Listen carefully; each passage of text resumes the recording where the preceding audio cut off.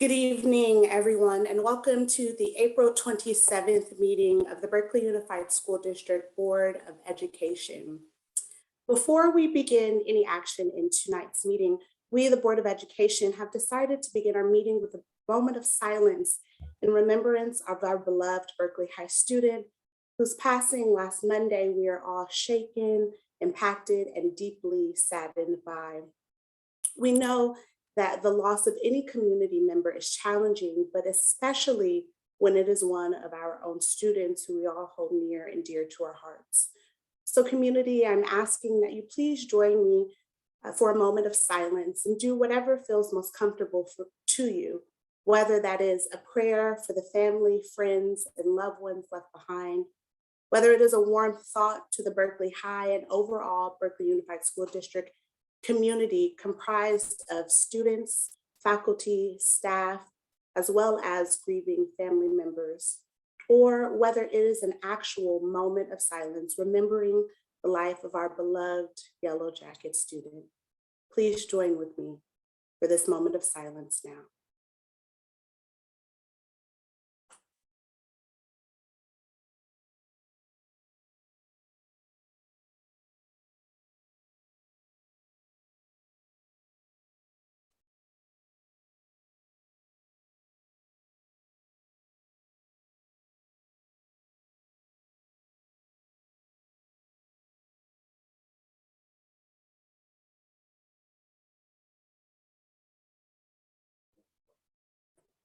Thank you. Ms. Barrios, can you please begin? Yes, I can. El siguiente mensaje será repetido en español. Good evening and welcome. I would like to provide a brief overview of tonight's meeting. After a few procedural items, the board will hear 30 minutes of public comment. At the end of the meeting, there will be another and final opportunity for additional public comment. So if you do not get to speak at the beginning of the meeting, you can stay and speak at the end. To participate in public comment, please raise your hand now by clicking on the participants button at the bottom of your screen and selecting the raise your hand. To comment by phone, you'll be prompted to raise your hand by pressing *9. If you wait to raise your hand until public comment period starts, you will not get to speak and you'll have to wait until next public comment period. When called upon, you'll be promoted to a panelist. This means that you will appear on screen. If you do not wish to appear on camera, please be sure to disable your camera on your end. The board president will usually call on our students first. So if you are a student who wishes to speak, please write student or S at the end of your name. The board president will determine whether to set tonight's speaking time at 1, 2, or 3 minutes per speaker. On an individual basis, she also has a discretion to allow for extra time for those who need translation or have other special needs. There will be a timer displaying a countdown on screen, alerting you when your time has elapsed. If you are still speaking, you are allowed to finish your sentence, but please try not to speak beyond your time. Thank you. Voy a proporcionarles un resumen detallando el orden de esta reunión. Después de unos procedimientos preliminares, un periodo de 30 minutos será dedicado a comentarios públicos. Al final de la junta, que usualmente puede ser cerca de las 10, habrá una segunda y última oportunidad para quienes desean participar en comentario público y parte de miembros de la audiencia que no tuvieron la oportunidad de proporcionar comentario durante el primer periodo comentario público. Para comentar por videoconferencia, a favor de levantar la mano y haciendo clic con participantes en la parte de abajo de la pantalla y selecciona el botón levantar la mano o raise your hand. Para comentar por teléfono, levanta la mano presionando *9. A favor de hacerlo ya que se espera hasta el inicio del periodo de comentarios públicos, tendrá que esperar hasta el final de la junta de la reunión para participar. Usualmente la presidenta llamará a los estudiantes primero. Por favor, escribe estudiante o S de su nombre detrás de su nombre. La presidenta de la mesa directiva otorgará 1, 2 o 3 minutos por orador y tiempo adicional a quienes requieren traducción o cualquier otra acción especial. Al ser llamado, será promocionado a panelista y aparecerá en pantalla. Si no desea de hacerlo en pantalla, por favor de apagar su cámara. Verá un reloj que muestra una cuenta regresiva en la pantalla que le permite saber cuándo ha transcurrido su tiempo. Si continúa hablando cuando se acaba el tiempo, puede terminar su oración, pero por favor trate de no sobrepasar su tiempo. Muchas gracias. Thank you so much, Ms. Barrios. For the record, we began our meeting tonight at 7:09 p.m. Ms. Barrios, can you please call the roll? Yes. Student Director Mascareñas, Anjuna Mascareñas Swan.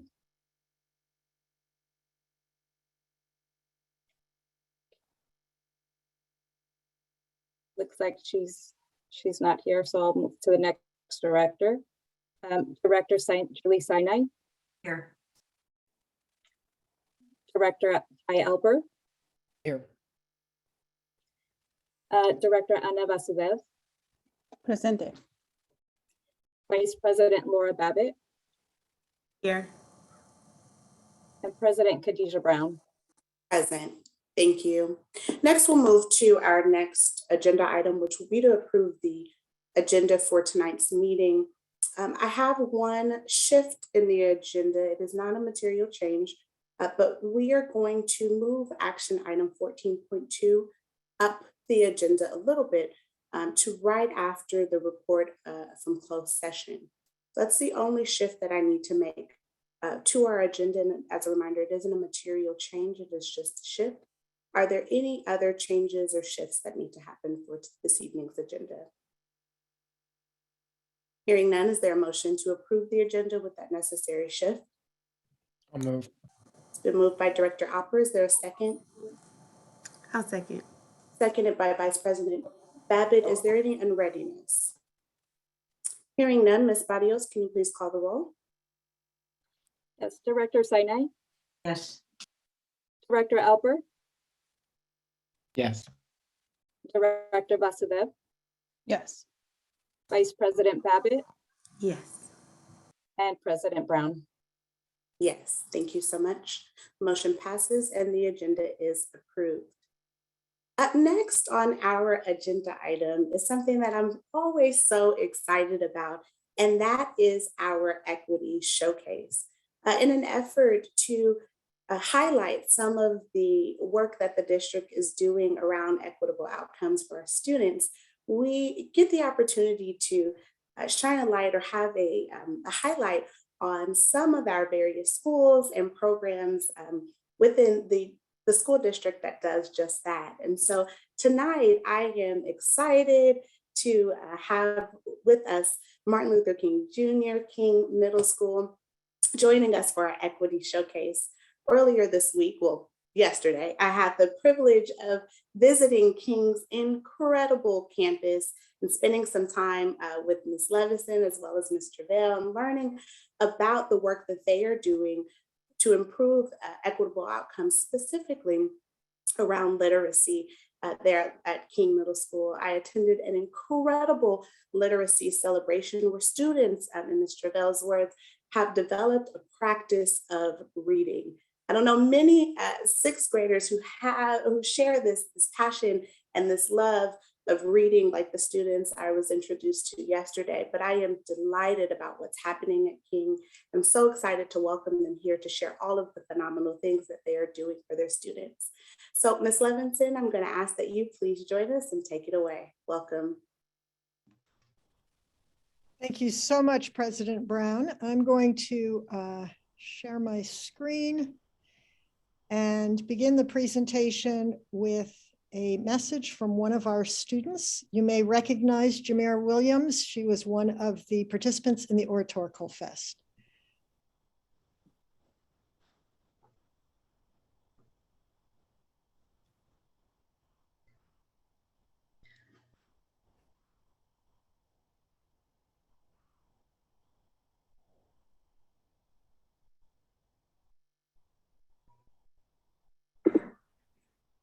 Good evening, board members, Superintendent Stevens, panelists, and community. My name is Jamira Williams, and I'm a proud seventh grader at King Middle School. I'm here today to read the USD's mission and value statements. The mission of Berkeley Unified School District is to enable and inspire our diverse student body to achieve academic excellence and make positive contributions to our world. The values and beliefs of Berkeley Unified School District are: 1, our students are our priority. 2, we take pride in our diversity.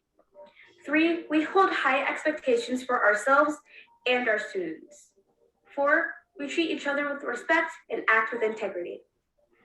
Thank you, and have a great meeting full of BUSD's 4 E's: excellence, equality, engagement, and enrichment. Wonderful. Thank you, Jamira. Let's see if I can get to the next slide here. Sorry.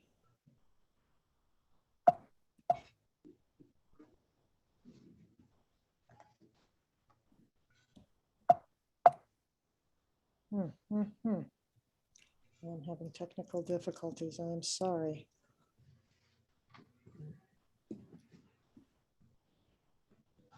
Let's stop the share for a second and just go past that slide and start it again. Real quickly here. Good evening. Okay, sorry about that. I will bring it back. I'm Principal Janet Levinson from King Middle School, and with me tonight is our literacy coach, Stephanie Travail. And Stephanie was, if people attended the Oratorical Fest and you saw the incredible presentations by the King Middle School students with the red curtain in the background, that was a showcase of Stephanie Travail's work around literacy at our school and work around equity. All of those students had submitted previous videos, and she made sure that to make sure that all students had access to the best videos and the best presentation, she redid the videos in our makerspace. That's one example of what she does for equity at King. Tonight we decided to focus on reading, and we have a goal that all students will read at or above grade level as the most important equity strategy. Steph, do you want to say a little bit about why we chose reading? Yes, so reading is the underpinning of the entire academic world pretty much. Without strong reading, obviously students cannot access most everything that they need, and they can't advance to bigger challenges in school. And I also feel like strong literacy is one of the key foundations for equity, because it allows access to academic success. It allows access to everything. So we really, really prioritize it, and we feel really passionately about that at King. So what you're going to see tonight is how we move from a school-wide culture of reading into supports and interventions, so that we're taking the whole school with a focus on reading, and then laser focus and support for those who need more than everybody else.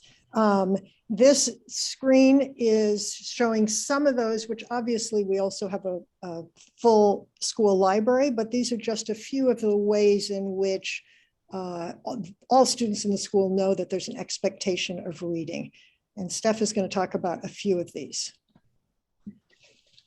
So book clubs, this is my favorite initiative that we've done with literacy. This is absolutely my favorite. We started with buying a whole lot of young adult literature that were of diverse authors, many people of color, stories of people of color. And we had teachers do literature circles and book clubs at staff meetings, actually. And so the teachers would get to know these books and get to know this process and how much fun it is. And that really set a tone in our literacy culture, because then the teachers took that into their classrooms, and it became something that people are doing. So we've added to our collection. We have quite a few sets of the same book, and every year, at least once or twice a year, the teachers will do book clubs, and we have the books at different levels as well. So there's accessible books for everybody. It's been wonderful. The kids love to talk, and they love the social dimension of reading. So that's been a foundation of our culture, literacy. Our next thing that we've been doing this year is we got a Berkeley Schools Fund grant for $3,500. I have a team of 6 teachers that are working on this. We've been choosing accessible books for our library and really expanding our quick reads and our graphic novels, because for kids who don't love the library or have a hard time with reading, they get a little nervous, but when they walk over to the graphic novels section, they get excited. You see them grab a book, they sit down, and we just feel like that's a gateway to reading. Also, we've had a big focus on nonfiction informational books, biographies, classics. We didn't have a lot of those kind of graphic novels before, and we want to expose all of our students to the content that they may not yet be able to access because of their reading level. Also focusing on books by people of color. It's been super fun, and the kids love it. They've just been going straight to that corner, which is wonderful. Oh, sorry, Stephanie. It's okay. This is one that we're also working on right now. We're working on reading portfolios for every student at King, where students will be tracking their data, their goals, and their reflections, their logs of how many books they've read, their reading responses, their book projects over the 3 years. And we're hoping that this will be a tool that will help students and teachers to really think about their reading and see their own growth, and also for teachers to be able to see who needs support and how kids are feeling about their reading. What are they feeling? Are they confident? What do they like? What do they want more of? We do the 30 books by June challenge for every student at King. And so this is also a place where I want to look and see where people need a little help or a little boost. So that's under construction right now. So that's about all that I can say about that. And then I'm going to move us into the data and looking at the support and intervention. So what this is are our STAR reading scores just for 6th grade. So looking at our 6th graders, you can see on this chart that approximately 80% come in reading at or above grade level, and 20% do not. And that's pretty consistent year in and year out. We did not see much of a difference in the pandemic with students coming back to school with reading scores. We did see more difficulty with math. So this 20% is pretty representative. And the red is students needing urgent intervention, yellow is students needing intervention, and blue is students on watch. And that's pretty evenly distributed between those 3. And I just want to point out that that's a relatively small number, but it's 50 students. And those 50 students, if they do not get reading support and intervention immediately when they start in 6th grade, we cannot close that gap in the short amount of time and get them prepared for high school. So if they leave below grade level, it's problematic. So what you're going to see now is our attempt to take those 6th graders and get them the support they need. I was very influenced by Jeffrey Canada's work with the Harlem Children's Zone and his book, Whatever It Takes, and the notion of a conveyor belt, that the students are coming from elementary school through the middle to the high school, and that within the school, we have to have a conveyor belt of services. So what you see here is students coming in, and no matter where they come in, we want to grab them and turn them into a reader. And Steph, if you can sort of quickly go through the next 3 and explain what this is. Okay, so we have our fabulous classroom teachers, and they do a lot with literacy, with conferencing one-on-one, choosing books, 30 books challenge. For kids who just need an extra boost from someone else that's not their teacher or their parent, we have reading coaches, and that's what Ms. Brown was talking about. She came to visit our celebration of reading coaches yesterday. We have volunteers that come and read with kids once a week, help them choose books, help them make goals, just really get them excited about reading and help them moving the right direction with books. Kids that are a little below that in their skills, they get reading support class, which is reading strategies, word work, but also a lot of cheerleading around reading. And then they get support for their core class there. So there might be some texts in their core class that that are hard for them for one reason or another. And that's a place where they can get like a double dose. The next two are for the kids that are much further behind. Reading intervention class, we use the LLI program, which is also used in elementary school. So we wanted to kind of continue that support. Is that the timer? Keep going. No, that wasn't the timer at all. You're I fine. You're wasn't sure keep if I was- going. But if you would just mind giving me a second to Um, interject. We can't see the screen well. So Janet, if you don't mind moving your panels over. That would help. Panelists are, oh, I'm sorry. It's okay. Yep, that one and then There the we go. other at Oh, the thank bottom. you. Thank you so much. Go ahead, Ms. Trudeau. So reading support, then we have reading intervention, and that one's key for kids that just won't read, like they are not reading books, and they can read those little small books in a small group with their teacher. It's a workshop model. We track their independent reading. We handpick independent reading books for them. Sometimes they get a Kindle or they get some kind of audio. And then the red one is Read 180, which is for students who are multiple levels below, and they do actually the Read 180 program, which is a reader's workshop with small group instruction. Right now, I have all of them on audio and visual. They're on Kindles or they're on Tales to Go, and that's been super. I just have to say that's been like the highlight because they're all reading and they're passing their quizzes. I should mention we use Accelerated Reader at King, and that's one of the ways that we track kids reading, like are they understanding what they're reading? It's connected to the STAR test. It's part of Renaissance, in case you haven't heard of that. And then our lowest readers are in the Learning Center, and they're doing Wilson, Lexia, phonics work, and Raz Kids. So that's pretty much our continuum for 6th grade. And in the interest of time, I'll just say this is essentially a strategic plan for 3 years of reading so that we map the 3 years from where a student comes in at 6th grade, and we know what we can then give at 7th and 8th, which are what these two slides, next slides will show. Okay, so for 7th, depending on the year and our funding, we've always had a support class, and sometimes we have an intervention class. It's kind of the same thing. We don't have reading coaches because of our advisory setup. And a lot of kids are in our Kindle program, which is through the library, where they may not be able to, because of their schedule, fit into the support class, but we can still give them a Kindle so they can listen and read, and that really increases engagement. That's been a game changer for a lot of kids who just could not read or would not read. And 7th grade, our 7th grade support system pretty much mirrors the 8th grade, but the 8th grade sometimes doesn't. On a good year, we will have at least one class, but some years we don't have any class, and then we just rely on the Kindles and one-on-one support from me and the classroom teacher. And the Learning Center pretty much remains similar through the grades. So.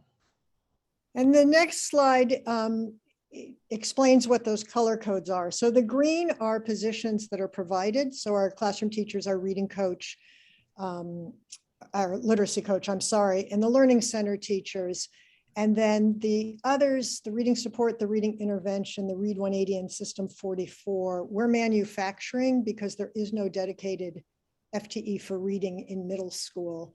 We get 0.6 for math. We don't get any reading support. So when Stephanie says some years we can give a class in 8th grade and some years we can't, it just depends on whether we can raise class sizes in other classes to manufacture the FTE for these supports. So that's our presentation, and I think that our data and more importantly, the look that President Brown saw on the students' faces when a student was going out the gate of the garden from the celebration and turned around and ran back to hug a community member to thank him for being her reading coach just spoke volumes about the total approach that we're taking to get all students to become proficient and in the practice of reading. So thank you. Thank you so much, Principal Levinson and Ms. Travell, not only for your presentation tonight, but for the work that you are doing. And Ms. Levinson, I'm going to take this moment of personal privilege to say that Ms. Levinson, in addition to our community, or to their community of coaches that they have at King, she is also a coach. So she's spending her day doing managing all of her principal duties, but also ensuring that, as she spoke to earlier, all of our students develop a love of reading, specifically the sixth graders that they get to see every Tuesday. So thank you all so much again for your presentation, for being here, and for all that you do. Have a good evening. Next, we'll move to our report out from closed session. Vice President Babbitt, are you ready? Yes, I am ready. Thank you. The session began today at 6:04 p.m. All members were present. For item 3.1, we took action. The motion was moved by Ty Alper, seconded by Director Vasudev, and voted in favor unanimously. For item 3.2, we heard an update, and that ends the report out from closed session. Thank you so much, Vice President Babbitt. As I stated earlier in today's meeting, that we are going to have a bit of a shift to the agenda. And so item 14.2 will come to us now as an action item instead of during our action items later on in this evening's meeting.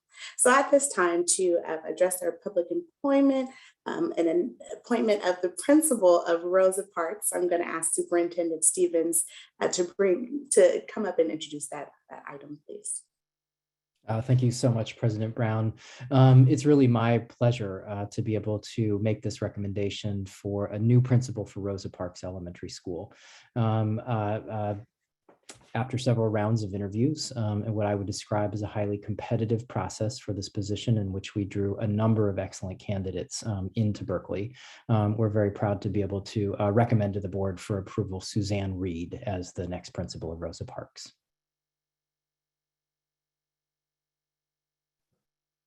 Thank you, Superintendent Stevens. I'd like to give the opportunity to turn it over to Debbie Dean for some words as well. Thank you so much, President Brown. I just have a clarifying question. Is she voted in already? We are actually going to get the opportunity to do that vote as soon as your remarks. Okay, let me share a couple of remarks. So first of all, welcome Ms. Reed to this panel. Ms. Reed is a veteran elementary school principal or teacher who taught for 17 years, including 5 years at our Ruth Actie Elementary School, before she assumed the vice principal position at Malcolm X. Ms. Reed was then moved to the district office to be our professional development coordinator for 3 years, where she led our school equity teacher leaders. Currently, Ms. Reed is a vice principal in West Contra Costa County. When Ms. Reed was offered this position to go to the school board, her comment was, "I feel like I'm coming home." I couldn't be more excited to say, welcome home, Principal Reed. Thank you so much, Ms. Dean. And this definitely feels like a welcome home moment. As Superintendent Stevens said, we had a wide variety of applicants. And so it feels like an honor and a privilege to bring back one of our very own, Ms. Reed. And so thank you for rising to the top of that and for being able to come back home here in BUSD. At this time, I'll entertain a motion from the Board of Education to approve the appointment of Ms. Suzanne Reed as the next principal of Rosa Parks Elementary School. I'd like to I happily move to appoint Ms. Suzanne Reed as our next principal at Rosa Parks. We are very fortunate to have you back. And I happened to bump into one of our former employees who told me, you know, the one person you guys really lost in BUSD was Suzanne Reed. I said, oh, but keep watching. We're so excited that you are coming back because you are a gem. And it is truly our honor to have you to be able to lead our school and to grow Rosa Parks community. Is there a second from the board? I will second. Thank you, Director Vasudev, for your second. Is there any unreadiness? Hearing none, Ms. Barrios, can you please call the roll? Sure.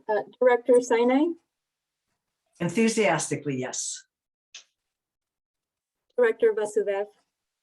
Yes. Director Alper? Absolutely, yes. Vice President Babbitt? Yes. And Vice President Brown? Without a shadow of a doubt, yes. Thank you so much, Ms. Reed, and welcome.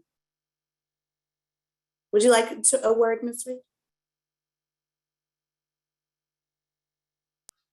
I just want to say thank you. I'm so happy to be coming back to Berkeley Unified, and I am honored, unbelievably honored and excited to be working at Rosa Parks Elementary School. I cannot wait. Thank you so much. We cannot wait either. Welcome back. Thank you. All right, next we are going to move to our first opportunity for public comment. And as Ms. Barrios said in her opening comments to us this evening, everyone will be given the same amount of time to speak. However, we want to give priority to our students to speak first. So if you are a BUSD student, please put student or S either at the front of or the back of your name, so that way you will be given priority to speak. We have quite a number of hands raised for public comment this evening, and so we will start the speaking time at 1 minute per public commenter. So I'm going to ramble a little bit and introduce you all to our new timekeeping management system that we are going to be using, and hopefully that'll give you enough time to adjust your comments down to 1 minute. So our new timekeeping session thing that we will be using today will be available, as you are seeing right now, with the timer on the screen. And so the timekeeper will also identify when you have 30 seconds left to speak, as well as 15 seconds left to speak. And for each individual public commenter, this timer will be available on the wide screen, as well as in a small box above where you are speaking. So please take heed to this timer. I will, once your 1 minute has passed up, I will ask you to quickly bring your sentence to a close. That way we will have the opportunity to speak from the other 25 public commenters this evening. And so I'm really going to ask that everyone please adhere to this 1 minute public speaking time. It is very difficult to do that, but let's please try to do that. And if there are gentle reminders that are needed, I don't mind doing that also. So Ms. Barrios, we will begin our public comment period at this evening with Jonas Lamattery Brownell, followed by Yvette Falarca. May you please President Brown, President Brown, do you want me to bring the student forward first? Oh, I'm so sorry. Yes, I said that and made the mistake. Kennedy Wilson. I don't see any students or S by their names. Halfway down the list, there's student Kennedy Wilson. Yes, please. Can you please promote Kennedy Wilson? I will. Thank you. And as a reminder, if there are any other students who would like to speak tonight, please adjust your name to put student or S either at the beginning or at the end of your name.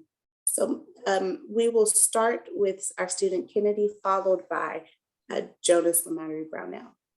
Thank you. Hello. I'm not sure if you guys can see me or not because I can't see myself up there, but my name is Andrea. Okay, great. My name is Andrea Wilson, and this is my daughter. We're here to show you an example of the positivity that the College Bound program has brought to the Berkeley community. She's going to recite the Self-Reliance Pledge, which is basically an affirmation that they have all of the scholars learn and recite at every session. So special shout out to Dr. Willis and all of her team. Without further ado, my daughter.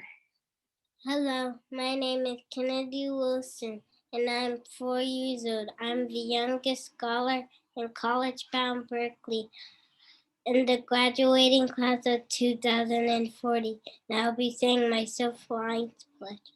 I believe in myself. I love myself. I am the most important person in the world. I can think for myself, so no one will have to tell me what to do. Success will not come to me. I will have to go and get it. I believe in treating people the way I want to be treated, because that I know that I am college bound. Great job, Kennedy. Thank you.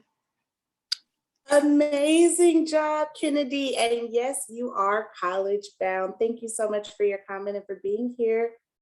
Nice to meet you, Kennedy.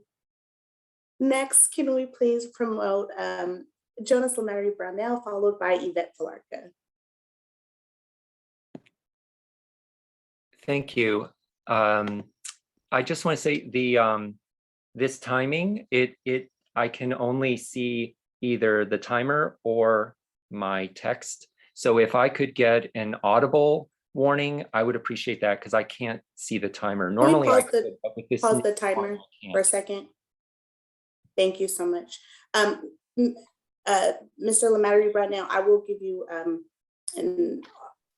a reminder of when your time is going to expire. So we're going to pause it right here just to make that known for everyone, okay? Okay, thank you. You have 44 seconds left, and so whenever you're ready, we'll begin the timer. We'll let you start speaking, and then we'll begin after, okay? Thank you. So good evening, Jonas Lametru Brownell, BUSD's Herrick Hospital teacher. Last year, I also worked with families and their 1st to 4th grade students in a virtual assisted homeschool program. In this assisted homeschool program, the parents are the main teachers teaching their child or children 18 or more hours per week. I shared this last week, but I didn't hear any response to the family. So please do not cut virtual assisted homeschool teachers, nor the virtual academy in which students receive virtual instruction daily from BUSD teachers. These are single parent families, multi-generational families, families particularly vulnerable to COVID. And if you make these cuts, they'll lose their only way to keep their children in virtual education. Official daily new transmissions of COVID in the Bay Area are rising again now exponentially. Deaths as well. 67% increase in COVID deaths in California in the last 14 days. The latest variant is now burgeoning. I wish that weren't so, but we need to keep our families safe, the ones who are particularly the most vulnerable. Now is not the time to cut the virtual options for education. And also, please no more real dollar pay cuts for staff and for teachers. Thank you. Thank you. Thank you so much. And we apologize that the timer stopped a little bit on your end, but I still have the timer on mine. But thank you so much for your comments and for being here. Next, we will have Yvette Falarca, followed by Monique B. And Ms. Falarca, before you begin, we'll just take a moment to reset the timer, Ms. Barrios. Go ahead, Ms. Falarca, whenever you're ready. Okay. Thank you. Yvette Falarca. I am a virtual only teacher in BIS K-8 program and with the Eon BAM caucus. COVID-19 infections continue to rise and will only get worse in the fall. Yet the superintendent wants to gut the online education program, paying lip service to a virtual option. The K-5 Virtual Academy should not be cut, and virtual only teachers, including myself, want to stay in our current position, and we need to. In our program, teachers, students, and families have built precious relationships and bonds together. We're committed to standing by each other, and we are not interchangeable. That's true for all Berkeley teachers and support staff and our students. We are Berkeley Public Schools. Our students deserve smaller class sizes, and teachers and support staff need a real cost of living adjustment and raise. These are fundamentals for the quality of education in Berkeley Unified. Thank you. Thank you, Ms. Falarca. Next, we will have Monique B, followed by Ann Song. President Brown, can you just give me a second before I start the timer? Sure.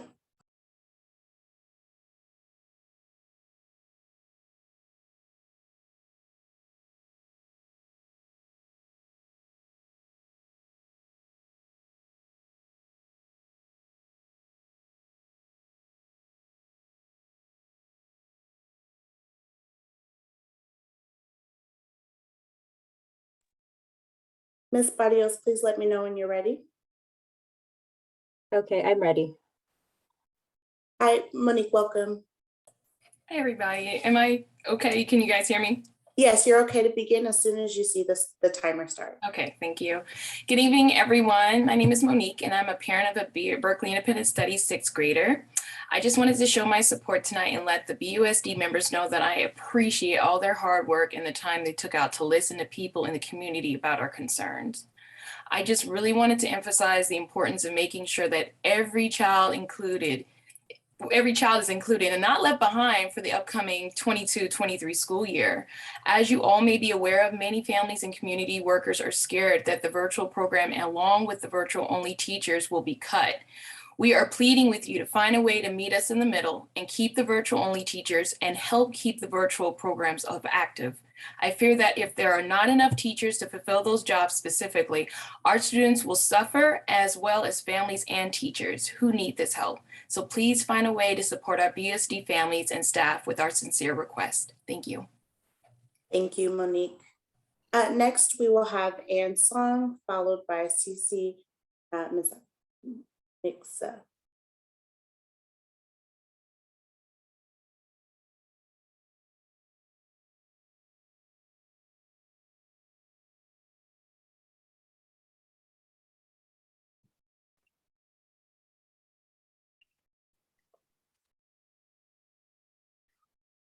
Hi, Ms. Song, welcome. Just give us a few seconds as we're working out the technical kinks of this.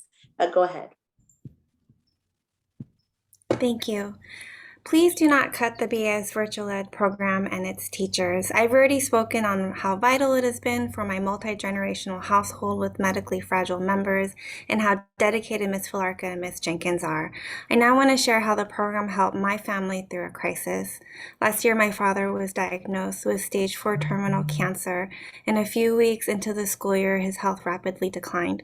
His wish was to pass at home, but my mother did not have the ability to attend to him on her own. The Virtual Ed program's daily structure and rich online community provided much needed stability for my 1st and 6th graders while we navigated our family crisis. I was able to move in and focus on my father's last weeks of life without sacrificing my children's education, and I will be forever grateful for this program. Please continue the BAS Virtual Ed program and its dedicated teachers in the upcoming school year. Thank you. Thank you as well, Ms. Song. Next, we'll go to CC Mixa.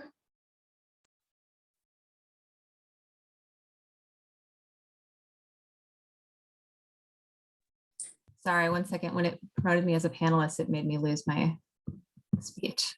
Oh, that's okay. Just take a second if you need one, and we'll begin the timer whenever you're ready. Okay.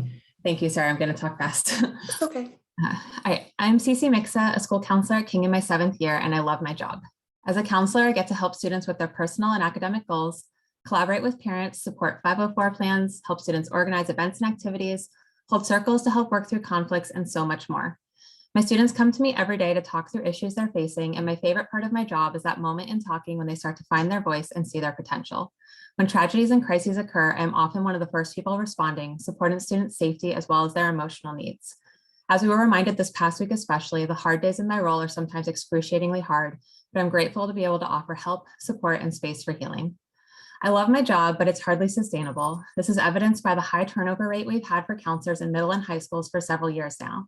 We're asked to hold some of the heaviest things and respond to crises big and small every day while working a longer day with fewer breaks, and often the little downtime I have to recenter is cut short by another urgent need popping up. Honestly, I'm burnt out.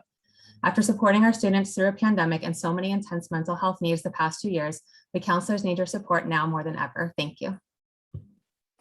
Thank you so much. Next, we will have Dinah Macy, followed by Brian Marquez.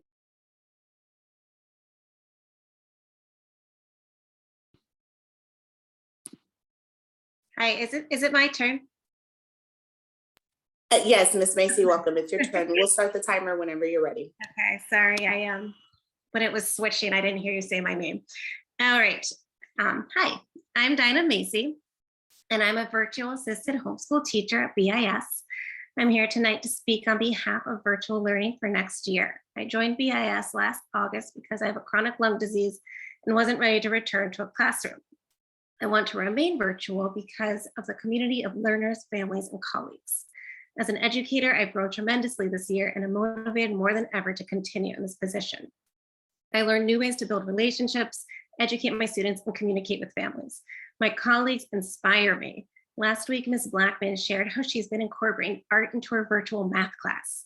Yesterday, one of Ms. Asher's 8th graders presented an end of unit project to my daily meeting of K2 students, who are typically quiet, but 4 out of 5 of them had questions and comments. It's clear to me that virtual learning not only works, but that it's invaluable to the community it serves. We need to continue to invest in students and families who need a robust virtual option next school year. Thank you. Thank you so much. Next, we will have Brian Marquez, followed by Matty Tidlum.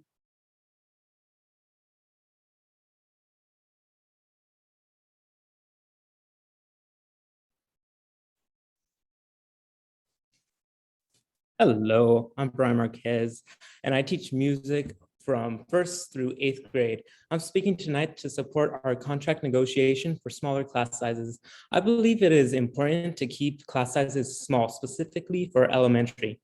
With smaller class sizes, it helps us get to know our students faster and understand what needs they may have and what knowledge they could bring to the classroom. This includes discovering how students learn and what would be the best way to help support students.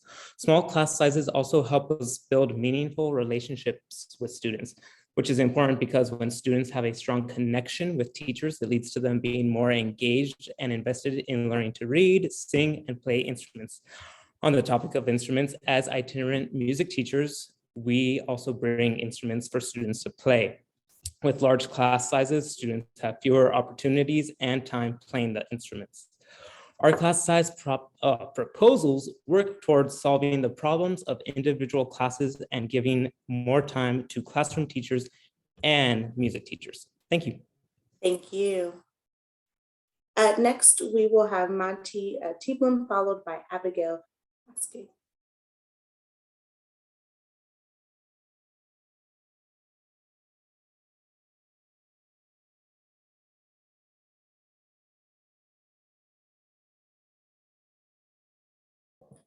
Hi, Mati, welcome.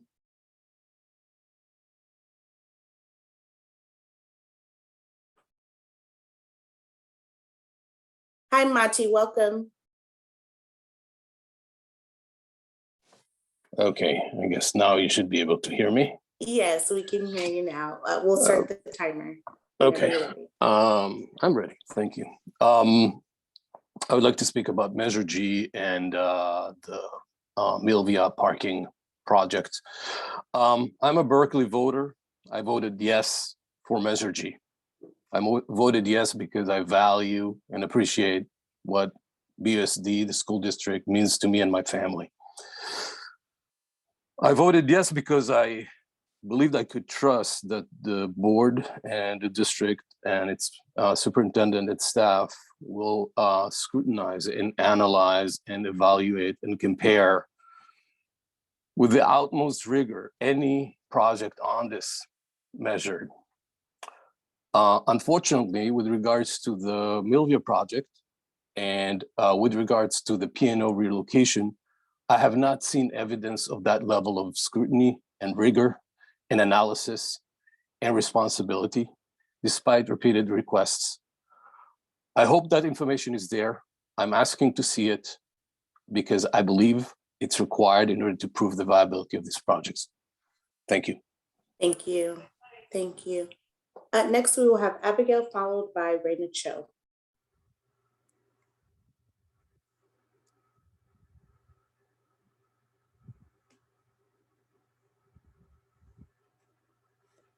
Hi. Hi, welcome. We'll begin the timer whenever you're ready. All right, thank you. Hi, my name's Abby Paskey. This is my 4th year as a BFT member and my 25th in public education. I'm also the parent of 3 students who attend Berkeley Public Schools. I'm the science teacher at Washington Elementary and K-5 science coordinator for the district. Teaching and living in my community has been a powerful experience. We can't go out without kids yelling, "Hi, Ms. Paskey." I know my students as my kids' friends and their parents as fellow PTA members. And kids come to my house on Halloween and I launch candy at them with my candy pult. And yes, you're all invited next year, but here's the reality. I live in the affordable San Pablo Park neighborhood, where a 2-bedroom, 1-bathroom house is currently listed for $1.3 million. So I'm not asking to be compensated like that, but I'm asking you to consider our context. When we have teachers leave our district for higher paying jobs or to move to a more affordable place in the country, it hurts our schools and students.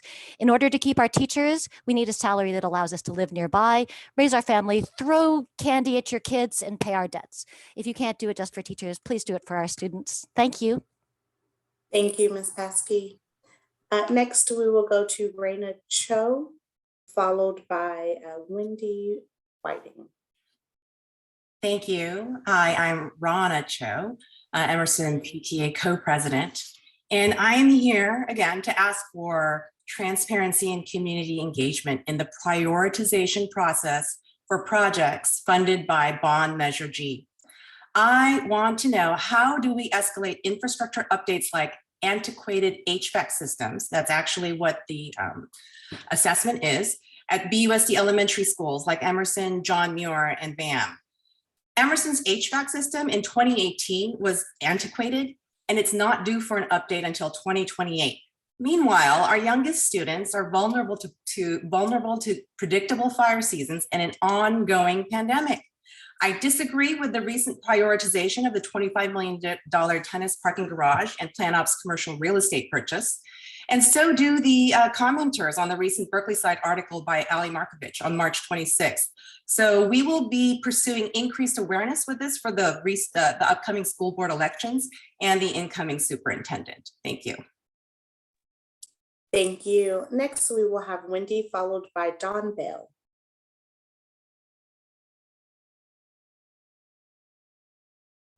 Sorry.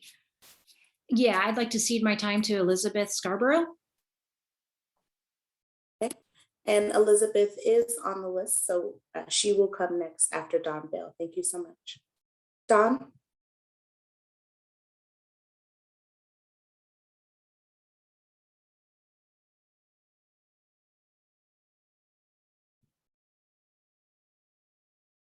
Ms. Barrios, can you please promote Dawn Bell, our next public speaker? Yes, I'll do that right now. Thank you.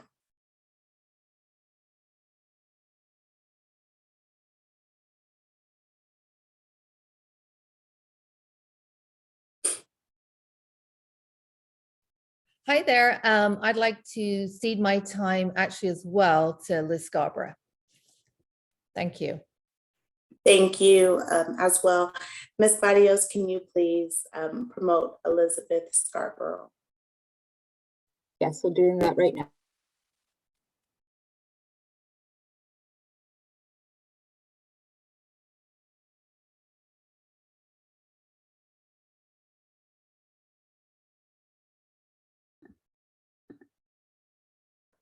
And Ms. Barrios, Ms. Scarborough is still given 1 minute for speaker time. When we see the time, they're not given additional time, just the opportunity to speak if they didn't have their hands up during the public comment period. So 1 minute. We'll start on the clock, and Ms. Scarborough will go ahead and begin with you whenever you're ready. Okay, nice to see you all. I'm Liz Scarborough. I'm a literacy coach and RTI coordinator at Washington Elementary. I work with students and families who need extra support. And in terms of the upcoming contract negotiations, I really see teacher retention and class size as equity issues. My students and their families are disproportionately affected when we can't retain teachers. Whenever a student is struggling, the first 2 questions are, who knows this child deeply and who has a real relationship with this family? It might be a teacher from 3 years back, one who taught the child's older brother. All of us teachers have our own moms are buried within like 40 other moms on our phones. My students and their families do best when they have really deep, long-lasting connections at school. My students are also disproportionately affected by large class settings. They excel when their classroom teachers have time to work with them on an individual basis. I hope you will give my students the opportunity to have committed, experienced teachers in smaller classes so that they can thrive in school. Thank you. Thank you as well, Ms. Scarborough. And next we'll have Stephanie Chaudel, followed by Julie Searly. So Ms. Barrios, can you please promote Julie? Yeah, she's on. Oh, thank you. Thank you so much. Hi, welcome. Hi there. You can see and hear me? Yes, we can hear you. Begin the timer whenever you're ready. So you've seen me before, but I'll introduce myself. I'm Stephanie Schaudel. I am a CAS history teacher at Berkeley High, and I'm also a Sylvia Mendez parent. And I want to just lift up everything that I've heard from colleagues and parents advocating for all the things we know that our schools need. And the thing I want to talk to you about tonight is a related but really particular issue, which is I'm guessing that most folks on the board, I hope you know about the catastrophe in SF Unified with educators not getting their pay that they're owed. And I'm guessing there's been a sense of, oh, thank goodness we don't have that problem at Berkeley Unified, but I'm here to say that we do, not on the same scale. But what I want to argue for tonight is somebody at the DO to do what needs to get done, that some of us who haven't gotten paid for work we did on our one-day retreat in August 2021, we get that money, and colleagues of mine who haven't gotten paid for work from last year. Really quickly, it's stipend and extra work we do, and somehow the whole MOU process has made it so incredibly complicated. It's demoralizing, it's defeating. We're doing all this extra work, we deserve to be paid, so please prioritize that. Thank you. Thank you as well. Next, we'll have Julie, followed by Ana Martinez.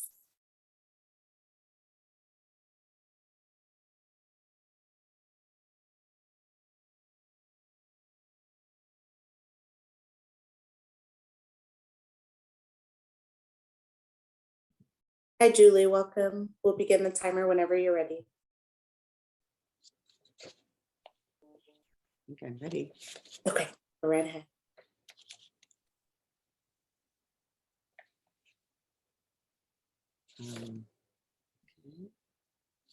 Julie, whenever you're ready. Ms. Barrios, let's pause for a second, restart. And Julie, we'll begin the timer as soon as you start your first sentence.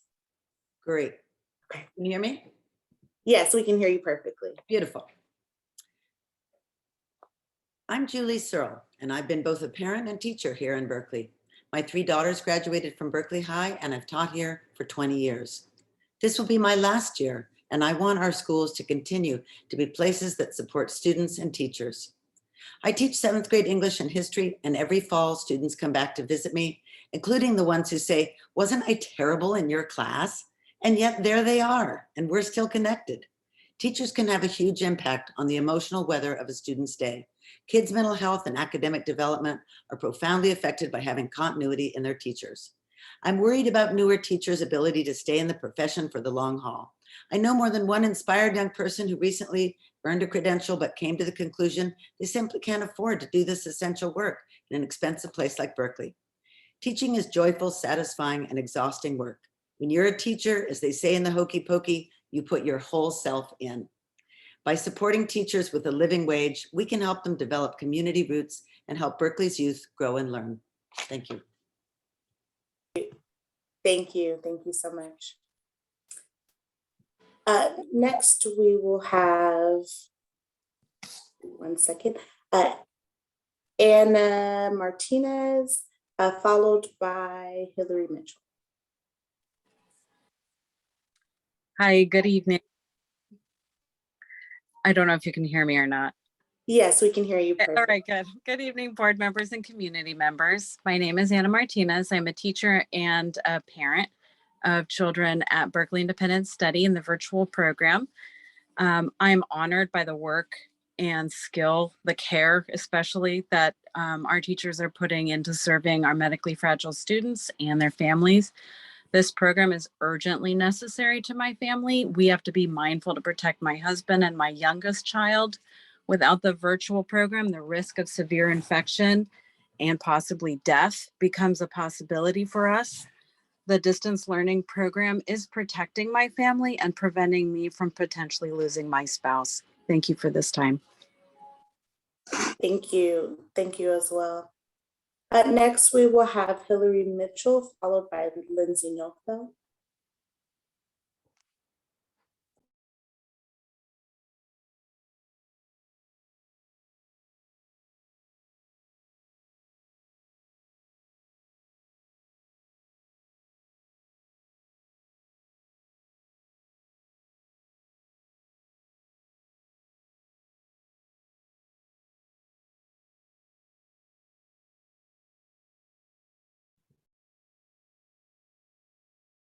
Ms. Barrios, were you okay promoting Ms. Mitchell? Yeah, I was able to promote her to panelist, although I don't see her on here. Okay. We'll go ahead and go to Lindsay Nofelt next because I don't see Ms. Mitchell on our attendees or panelists list as well. And then Ms. Mitchell, when you log back on, we'll go ahead and promote. Okay. Ms. Nofelt, welcome. Hi. Good evening. My name is Lindsay Nofelt. I'm a parent. I'm speaking up tonight to bring attention to a pattern of lack of transparency around subjects like the prioritization of facilities projects, as well as around the literacy improvement plan as required by the dyslexia settlement. Whether the opacity into these specific topics is intentional or not, the result is the same. Children learning reading and writing strategies that quickly fail them while they're in decrepit buildings. Our children are worth more. It's easy to get overwhelmed by the urgency of the work to make our schools better, more culturally responsive and equitable, but true oversight and transparency are key to achieving that, even if it seems to slow down the process temporarily. The board is discussing facilities this evening. I hope it helps place issues affecting the safety of our students, like mold, HVAC, and structural above all else. And I urge you to schedule a review and discussion of the literacy improvement plan in a public forum just as expeditiously. Thank you.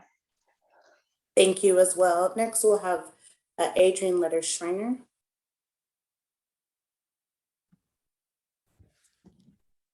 Hi, Adrienne.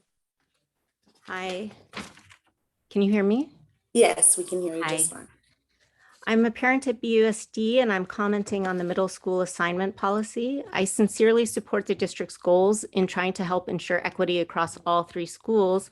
And I'm commenting because the timeline proposed for implementation is concerning. And I'm also concerned that the district is underestimating the resources needed in connection with this large change. Families have expressed concern that the timeline for the rezoning, for the first year of rezoning, will coincide with active construction at Longfellow, and construction will greatly decrease available space for the increased student population and impact students. It's unclear how the district has taken this and the concerns expressed by families into consideration.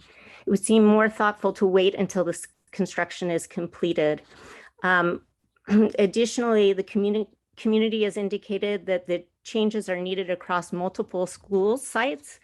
And it seems like the timeline doesn't, and also the resources proposed do not take those into consideration. I hope that the board will consider all of these things and make sure that the timeline as well as the resources are appropriate. Thank you. Thank you as well. Next, we will have Anna Clark, followed by Nestle and Thomas.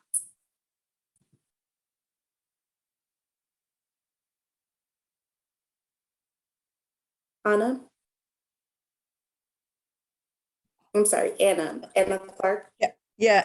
Can you hear me? Yes, we can hear you just fine. Okay, great. Welcome.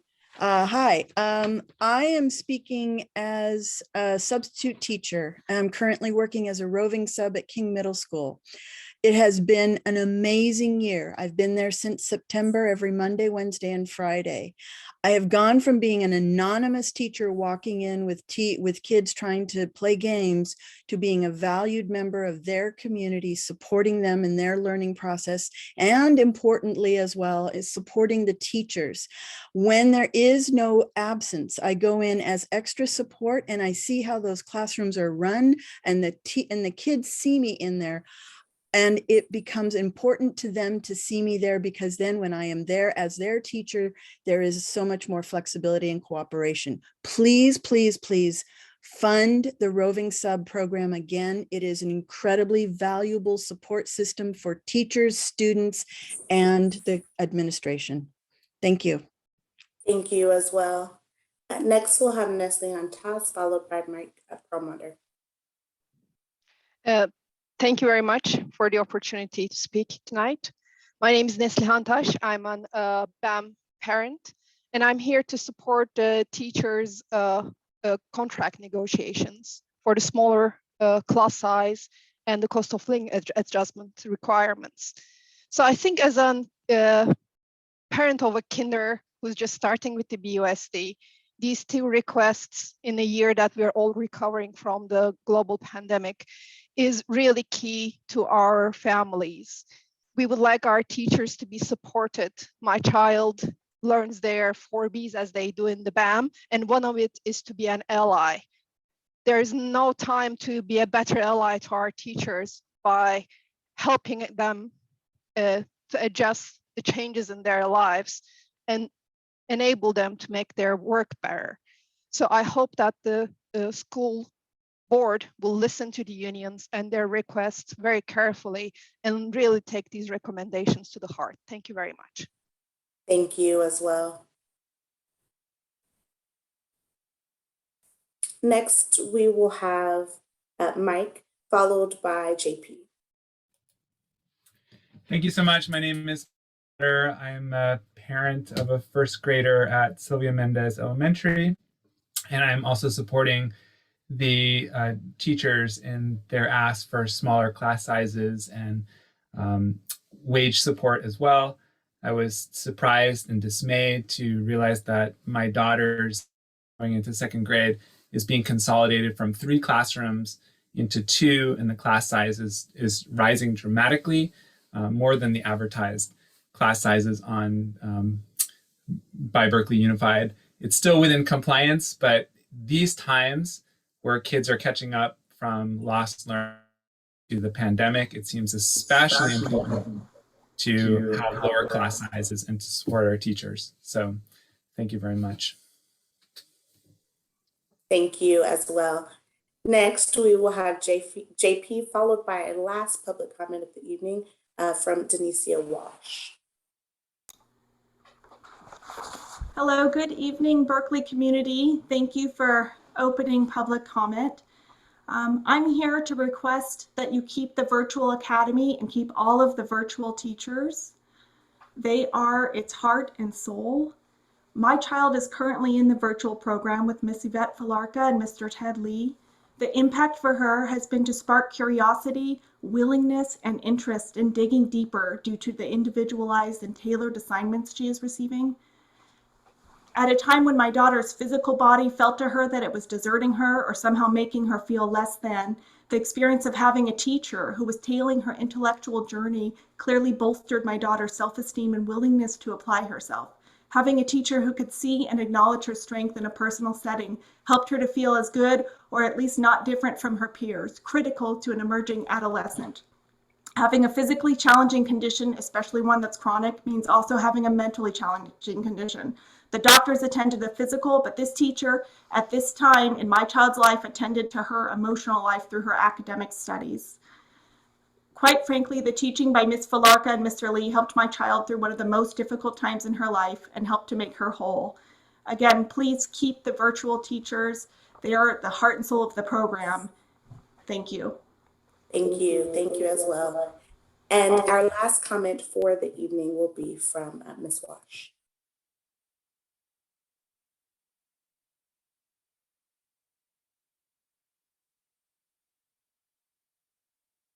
Ms. Barrios, do you see Denicia Walsh? I don't see her, but I did promote her. Okay, she's back on the panelist list. She's raised her hand again now.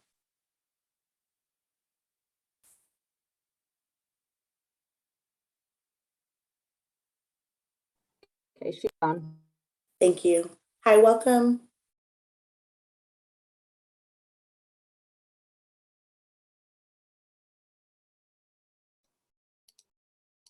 Can you see me? We can't see you, but we can hear you just fine. Hold on. Okay. Now? Now. Yes. Welcome. Okay, hi, so I'm kind of bright. I'm ad-libbing this, so.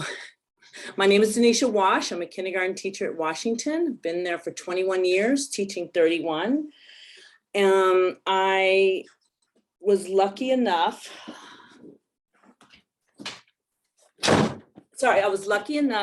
to live in Berkeley because I happened to meet my partner who already lived here.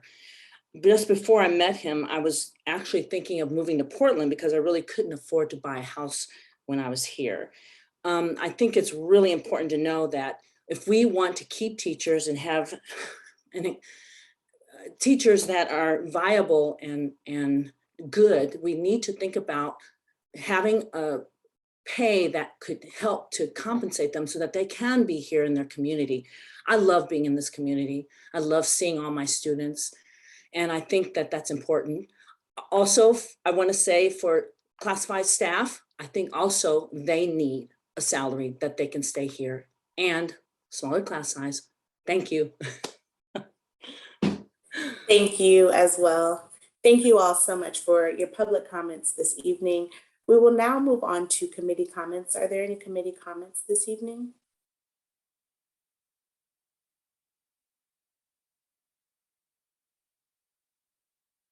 Seeing none, next we will move to union comments. I know we have a couple of videos to play for union comments this evening, Ms. Barrios, one from BFT and then another from BCCE. So can you please show those, Ms. Barrios, when you get a moment?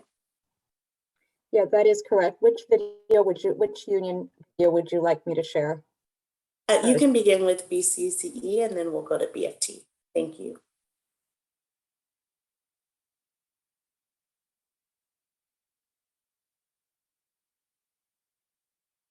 And just as you're getting those queued up, Ms. Barrios, I want to say thank you on behalf of the board for helping us out with all of these technology changes and for doing it so seamlessly. So thank you, Ms. Barrios. We are ready to receive the union comments from BCCE.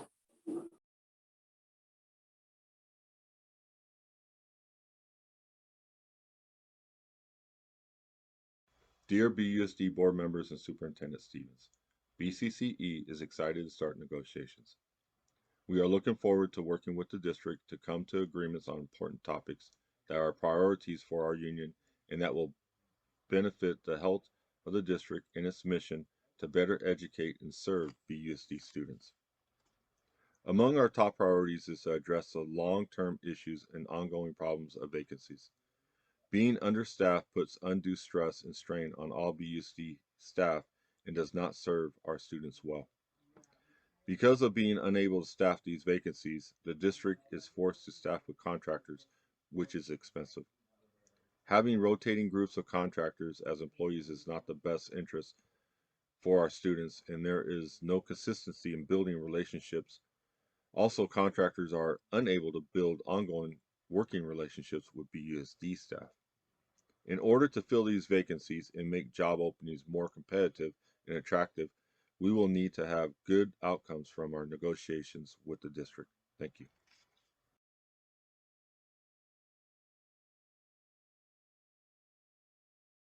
Thank you so much, Frank, President of BCCE.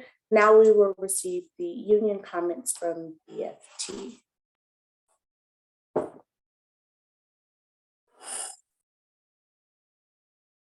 Superintendent Stevens and the Berkeley Unified School Board. I am Matt Meyer, President of the Berkeley Federation of Teachers. I wanted to start off today by mentioning how hard our counselors have been working, supporting our students during this difficult time. Our hearts go out to the students, families, friends, teachers, and the larger school community that has been impacted by last week's tragic death of a student. One thing that is special about Berkeley is that we really know how to rally to support each other and provide authentic spaces to process difficult experiences. Having a strong community is dependent on having our staff be part of our community. We want to look at our time in the Berkeley schools as careers, not short-term jobs. We want to integrate ourselves into the rich extracurriculars this community offers. We want to send our students to our schools that we are so proud of. This used to be normal, but it's just no longer the case. This year, we had 104 new hires. This is close to 15% turnover in 1 year alone. 39 of those new hires are new to the profession. 7 more are interns that do not have credentials. Many others are teaching outside of their credential area with temporary permits. We have not had Spanish teachers during this school year. Over 50% of our physics teachers will be new next year. We're going to have multiple math positions open at Berkeley High. Teachers are leaving the profession and the labor market is very tight. Our veteran teachers are looking for positions elsewhere, moving, or retiring. The pandemic showed just how adaptive and resilient teachers can be, but learning loss for students can't be caught up with staffing shortages. This year, we had a higher number of released teachers and teachers that did not make it through the end of the year than ever before, including in special education and other hard-to-staff positions. We need to make sure compensation is competitive so we're attracting staff principals want to keep. Our school site cannot have rotating special education teachers and really serve those students in a full inclusion program. Even with the generous support of Berkeley taxpayers, we are still in the bottom quarter to third for compensation in Alameda County. Without the tax measure, we would be last. Even Oakland Unified has surpassed us at many parts of our salary schedule. Both the US and the Bay Area are experiencing record inflation. In order to maintain the same standard of living requires that our salaries keep up with the Bay Area cost of living. We aren't even negotiating a raise. We are negotiating a cost of living increase to keep up with record inflation. Nationally, inflation was 8.5% from March to March. Our raise was 1%. That 1% raise this past year did not even cover the increased employee cost of our health benefits. We are looking at the inflation rate wondering how much of a pay cut will we be taking next year and how long will we stay here. The excuse that there just isn't money is not really an excuse that works. Neighboring districts, some with more declining enrollment than us, pay their staff more than us. Some completely cover health benefits. They provide cash in lieu. We do neither. We have been seen as a trailblazer on many issues in public education, like full inclusion and smaller class sizes. But unfortunately, when potential hires learn of our compensation, it is no longer enough being a trailblazer. Students have quality teachers who won't leave the district and the profession. For all institutions, there are competing priorities. Our district has to ask themselves, how important is it to have a teaching staff that is an integrated and long-standing part of our Berkeley public school community, and what are you willing to do to keep our educators here? Without decisive action, we will continue to lose our staff and the relationships that have been built with them. Thank you. Thank you so much, Matt, President of the Berkeley Federation of Teachers. Are there any union comments from UVA or Local 21? Nope. Hearing none, we will move on to board member comments. And we are going to begin our board member comments with our student director, Ms. Mascareña-Swan, or we can go to Director Alper, Ms. Mascareña-Swan, if you need a minute or so more. Yeah, can you just give me a second? Yeah, we can, no problem. Director Alper, we'll go to you. Thank you, President Brown. I don't have many comments. I'm just grateful for what President Meyer said about how our community comes together in a time of tragedy. That really resonated with me, and I appreciated his words. And I wanted to thank the many people who came out tonight to give public comment and for being with us tonight. Thanks. Thank you, Director Alper. Student Director, one more, are you good? I'm fine. I'll go.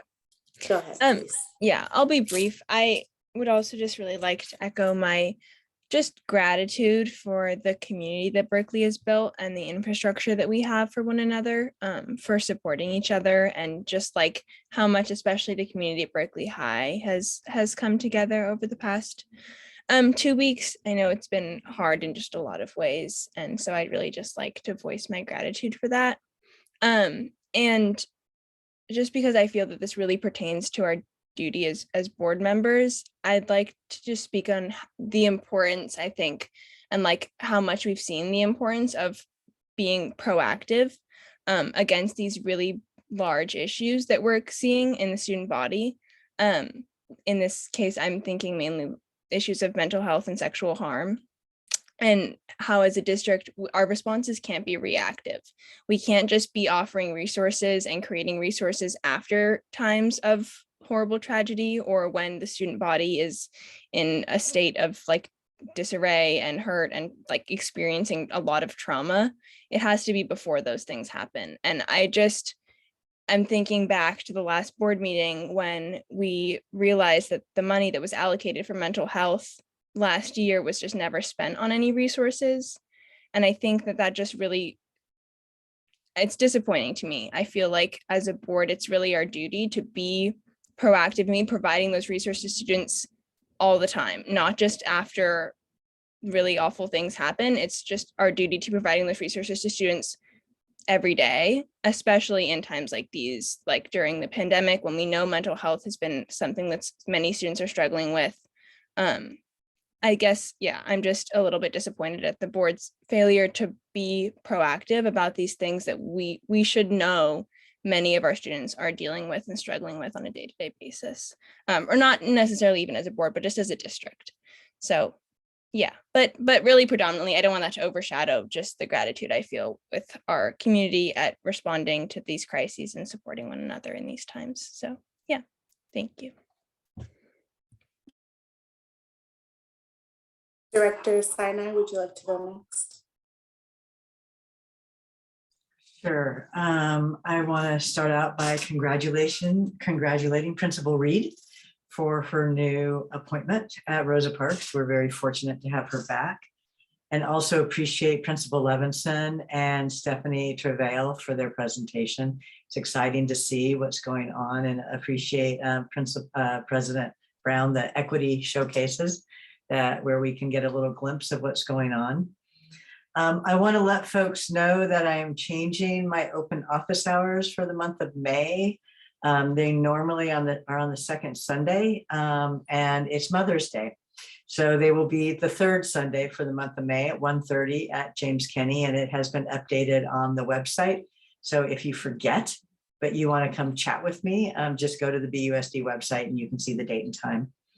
And then lastly, too, just to echo what my colleagues have said, and thank you, Director Mascareñas Swan, for your words about Berkeley High. I just want to share my deep sympathy and support for the Berkeley High community, the BUSD community, our students and our staff and our families. It's been a tragic 2 years in many ways, topped off by a very serious tragedy at Berkeley High, and the community really did come together, but there's a lot of support we need to continue doing. It's not a short-term event, and I really want to extend my support to the staff at Berkeley High and the families who've really stepped up to support our students. So thank you. Director Vasudev. Yeah, good evening, everyone. Just want to echo the same, comments that my colleagues have mentioned, that my heart is really with our Berkeley High community. And I agree, our community does rally around together, but we need to continue to be proactive and support our students as much as we can. So I'm going to be at Berkeley High tomorrow, and I'm just very excited to be with the community, and I look forward to being with our students. Thank you all for coming tonight and for your thoughtful public comments. I especially enjoyed hearing from the King Middle School community and your work to close the opportunity gap through literacy and the different continuum of supports for the different grade levels. It was really a wonderful presentation, so thank you so much. And I also wanted to just thank our labor partners and all the teachers that came out tonight to share their public comments as well. I wanted to also congratulate our students who participated in the middle school and high school Black Oratorical Fast last week, and I'm looking forward to hearing from our elementary schoolers tomorrow. I'm also grateful to all our schools for the wonderful Earth Day celebrations last week. I don't know if anybody caught it, but NBC did a wonderful special report about our biodiverse forest, or Miyawaki Forest project, and how we were the first district in the United States to do this project. So if you have a chance, I would highly recommend that people check out that wonderful story on NBC News. And I also wanted to give a shout out to Miss Claire Dugan at Cragmont Elementary for organizing an all-school climate march for all the students. It was great to hear the fifth graders come out with their speeches on the steps that they're going to take to fight climate change. So it was probably the most eloquent group of fifth graders I've ever seen. And lastly, I'm excited to be at Berkeley High tomorrow and to just be in community with our students. I'll be joining our English language learners for a viewing of Día de la Ciencia, un vistazo al laboratorio, Day of Science, a look into the lab at UC Berkeley. Thank you to the BHS community for the invitation. And again, I'm just so very honored to spend time in community with our students tomorrow. So if I see you on campus and you want to chat, feel free to flag me down. Happy to chat with our students, with our teachers. And tonight, I'm looking forward to our Lcap update and a discussion about the middle school assignment. So thank you everyone for joining us. Vice President Babbitt. Yes, thank you so much. I also want to extend my condolences to the family and to all of their close friends and those who I know will be forever impacted by this loss, and offer my gratitude to the staff for working so hard to be there to help all of our students and families during this difficult time. I'd also like to thank King Middle School for their focus on ensuring students can reach the necessary reading goals as they enter high school, and for the hard work they and others put into the Black History Oratorical Fest. Today I want to highlight this work, which is included in our agenda, which I believe deserves a special call out. It's a memo from Pauline Fonsby, our Assistant Superintendent of Business Services, as well as Max Exler, the Director of Technology, around our frontline escape work. And as many of you know, in October of 2021, BUSD began the process of updating the financial, payroll, human resource, and data processing system, and which manages the employee benefits and compensation and records since 2002. So this conversion to our frontline has been a very labor-intensive and time-consuming process for staff on top of their usual workload. Hundreds of hours, double data entry, data cleansing, training, and support have been provided to staff. And despite the significant hurdles, I'm so proud that the project remains on track for the July 1st start date. The additional benefits and impacts anticipated from this project include improved access for BUSD employees to manage paycheck history and to manage voluntary deductions through an online portal, new processes and procedures to streamline the ordering, approving, purchasing, and receiving of services and goods, web-enabled access for most of the common system functions, removing hurdles for staff utilizing non-Windows-based services. Thank you so much for all of this hard work. This is definitely a major accomplishment for BUSD. Also, as we know that Earth Day has just passed, I would like to give a shout out for the grant that we are applying for, which seeks funding for 2 carbon neutral gas school buses. So let's put our warm energy into hoping that we get that funding. We had the 2x2 committee last week, and that's a committee that partners with the city and the school board. And in that meeting, we heard an update of the plans for the 2020 vision, as well as summer school programming. Several ideas were presented on how BUSD and the city can better align with intentionality on meeting our shared equity goals. So board colleagues, please do look for those meeting notes, which will be forthcoming. I want to thank the Berkeley Public Schools Fund and the 2020 Vision for hosting a listening session for approximately 15 community organizations that came together to discuss how together BUSD and these CBOs can better partner to serve our students and families. I look forward to hearing how the African American Success Framework will help us strengthen these alliances. Lastly, but certainly not least, I would like to thank our rising scholar, Kennedy, whom you saw tonight, recite the college-bound Self-Reliance Pledge at 4 years old. Also last week, College Bound had special guests from an NFL family attend who provided lived experience insight to families about the various pathways to success. College Bound also talked about the data presented in our CSACE plan, which really helped families understand the importance of staying deeply connected to the happenings of their child's education. So again, thank you to everyone for this great work that is happening to improve outcomes for our students and staff.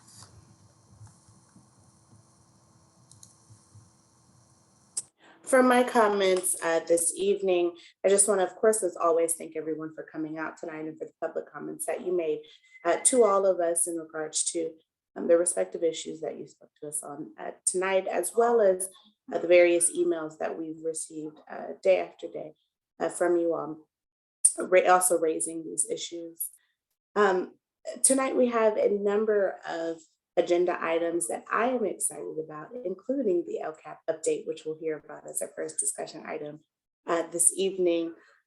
I also want to join in with my board colleagues to express a congratulations again to Ms. Reed for coming back to BUSD, as well as expressing condolences once again to the family of our beloved Berkeley High student who passed away. In a few moments, I'm going to ask the superintendent in his remarks to talk about what we are as a district doing to address mental health. Student Director, Ms. Mascareñas Kwan, thank you for your call to action, calling us to not be a reactive district, but to be a proactive district. And so we do have things that have already been in place, things that are ongoing, and things that are new that we would like to share with the community this evening. And so Superintendent Stevens, I'll give you the opportunity to do that when the time comes in your own way. In addition to that, I would like to thank all of the incredible students, community members, parents, as well as faculty and staff who assisted in last week's Oratorical Fest. It was absolutely amazing. Our students were on fire, phenomenal. And if you missed it, you missed a treat. However, there's another opportunity to see the Oratorical Fest again for the elementary level coming this Thursday, beginning at 5 p.m. And that is available on Zoom. So look out for the link for that. But I have to honor and of course, congratulate all of our phenomenal students, but congratulate our winner of the middle school division, and that is Miss Nevaeh Babbitt, who won first place, hailing from Longfellow Middle School. So congratulations, Nevaeh, on your win for the 2022 Black History Oratorical Fest. We are very proud of you, and we look forward to Thursday's competition to see who our elementary winner is. Those are all of my comments for this evening. I'll turn it over to Superintendent Stevens for his. Thank you so much, President Brown, to all of our board members for your comments, and thank you to members of the public for joining us this evening. I also want to join in the chorus of congratulations to now Principal Suzanne Reed, who will be joining the Rosa Parks community in the coming school year, and as so many people have noted, coming back to us here in BUSD. I would like to sort of take up the opportunity presented by President Brown to describe a little bit of the work that's going on here in Berkeley related to mental health supports for our students. The topic of mental health support and wellness for our students has been one I think that's been front and center in conversations about education both here in Berkeley and around the country now for 2 years. And we've all been watching with growing alarm the sort of increasing impact of the pandemic on our young people. This is not nearly over, and we imagine still that we have many years of support ahead of us, and that we need to come together as a community thoughtfully to design and sustain a set of mental health supports for our young people. It is the case right now that there is counseling support available at all of our elementary, middle, and high schools. We're supported both by counselors as well as counseling interns at the K-8 level, and then through a collaborative partnership with the City of Berkeley's Health Center to provide mental health supports to students at the high school. Still, we recognized some time ago that this was inadequate given the challenges in front of us. And I want to commend the efforts both of Dr. Philip Shelley and then Stephen McClurg, who works with the City of Berkeley, to have co-authored a successful mental health support grant that netted $2.5 million for the Berkeley School District and for the City of Berkeley. That is to come over the next 4 years. This will provide the district and the city with a full-time mental health coordinator, the first of its kind in our community. And as well, it's going to provide a steady stream, about $500,000 of additional revenue per year to invest in mental health supports. The grant specifies that we will engage in a planning process to design those mental health supports across our district, and that process has already begun. Again, we're working very closely with our City of Berkeley partners to design those supports. So we're appreciative to the folks who have come together and who will come together to help us do better in this really important field of mental health. We do as well have a remaining balance in our COVID funds. We're sitting on top of that money for a number of reasons, including what has been case in all of our job classifications, the difficulty in tracking down services. But we're committed to redoubling our efforts for the coming year to spend both that money and the grant money in service of mental health. I'd love as well to touch on a couple of other items that I think are notable, both about tonight's agenda and then going on around our community.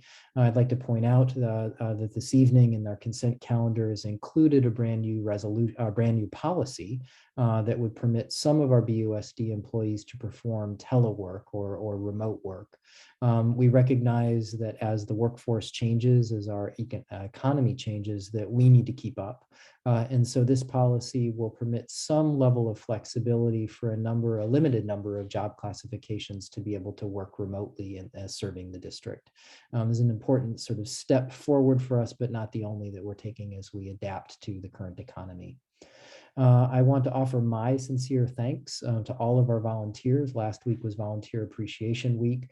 To our Berkeley Schools volunteer organization, thank you so much for coordinating the efforts of over 600 classroom volunteers over the course of this year, and over the 1,000 folks who have come from the Berkeley community to support us in a variety of ways this year. Thank you all so much. I also want to commend the thoughtful, proactive work of a number of our administrators who successfully secured a strong workforce grant entitled Middle to High School Public and Community Health Pathway.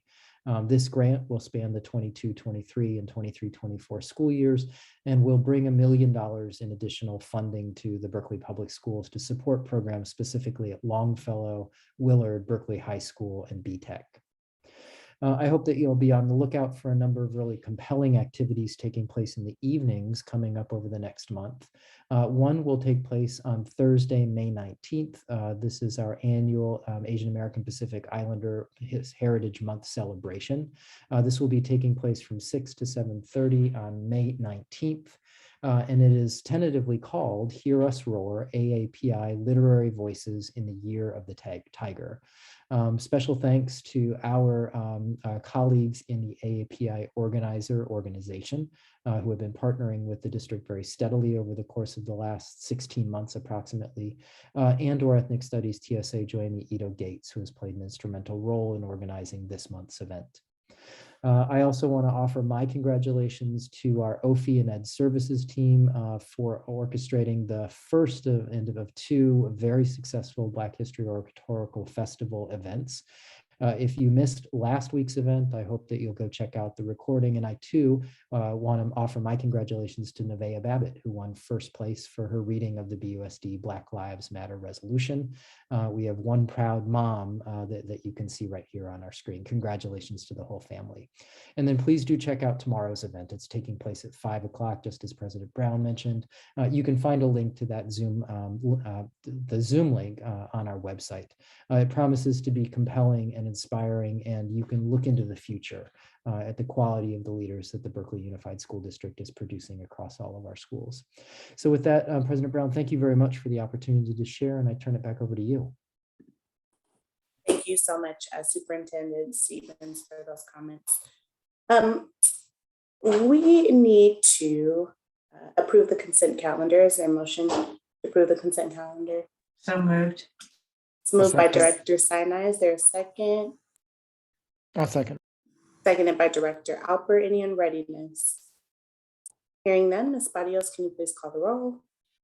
Before I call the roll, I just want to just make a quick comment to Max Eisler, our Director of Technology. He's actually keeping time for public comment periods. I just want to thank him for that. Thank you so much, Ms. Barrios, and thank you, Max. We're going to all just pause and give you a hand clap of appreciation. Okay, I'll go ahead and call the roll. Student Director Mascareñas-Swan. Yes. Director Julie Sinai. Yes. Director Albert. Yes. Director Vasudev. Yes. Vice President Babbitt. Yes. And President Brown. Yes, thank you so much. And the consent calendar is approved. We will move on to our first discussion item of the evening, and that is the Lcap update. And so, as many of you know, the Lcap, the Local Control Accountability Plan, is a 3-year plan that describes the goals, the actions, the services, as well as the expenditures that are used to support positive student outcomes that address both state and local priorities.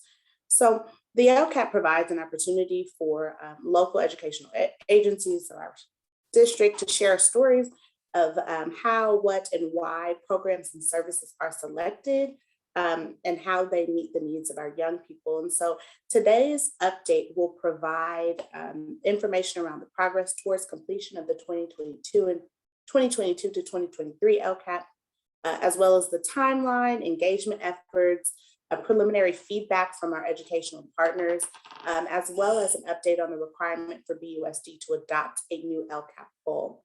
So I'm excited to welcome with us this evening Associate Superintendent Ruben Aurelio for this LCAP April 2022 board update. Welcome, Associate Superintendent Aurelio.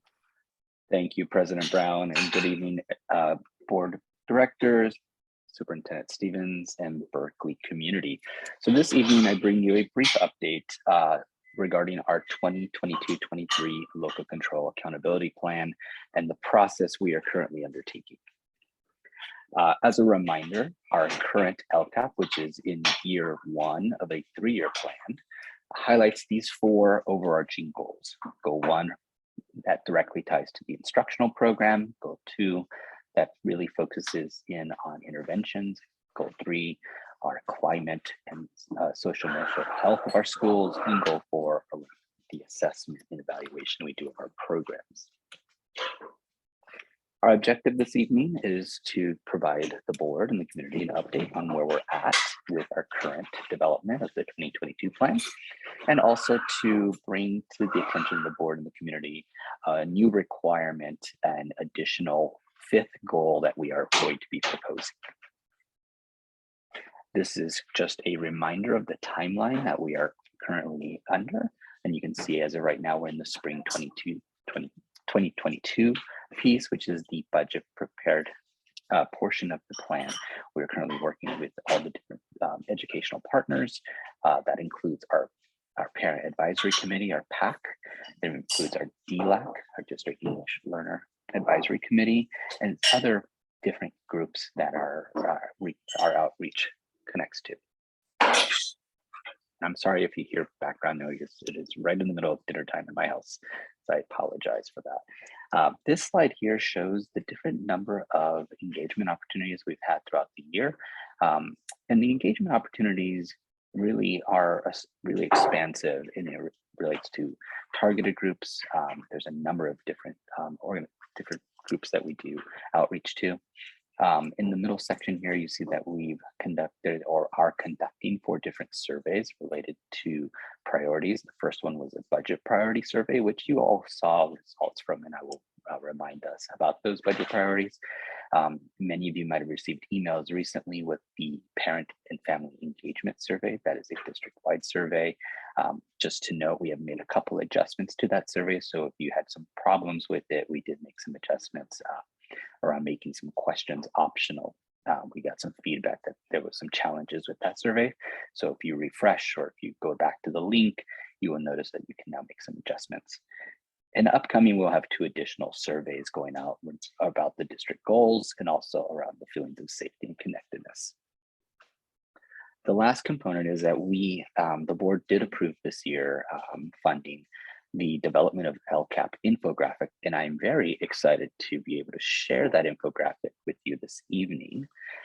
It is a 26-page document. I will actually click over. These links are live for even our audience.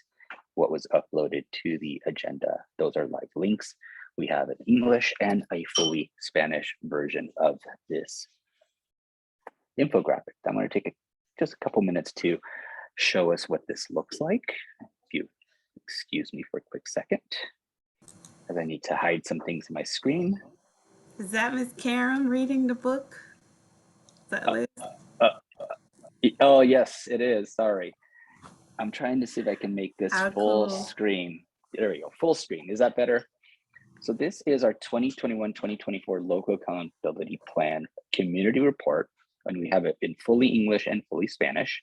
And yes, people might pick out themselves, and or that is Liz Karam from our business office, right in the middle reading a book. And just some highlights of general information about our district.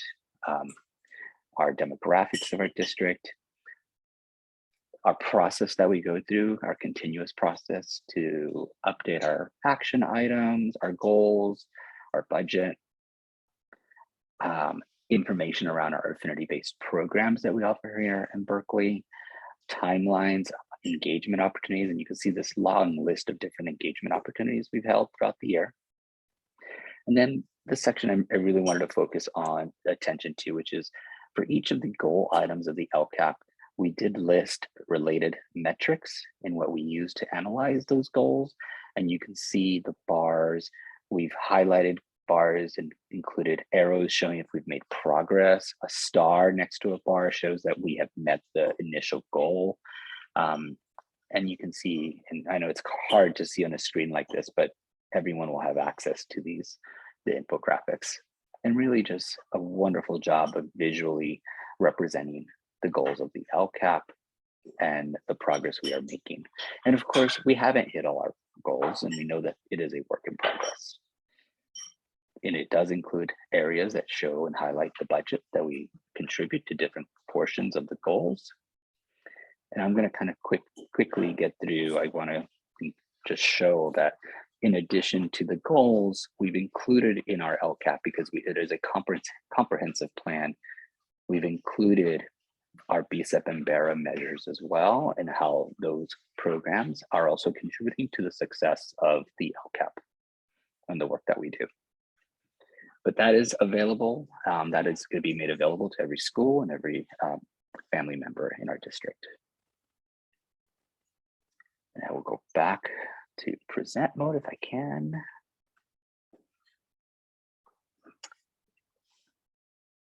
Oh,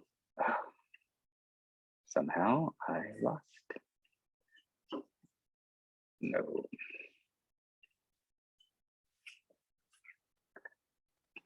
I am sorry, I'm having technical difficulties. Let me quickly stop my screen share so I can get back to the slide deck.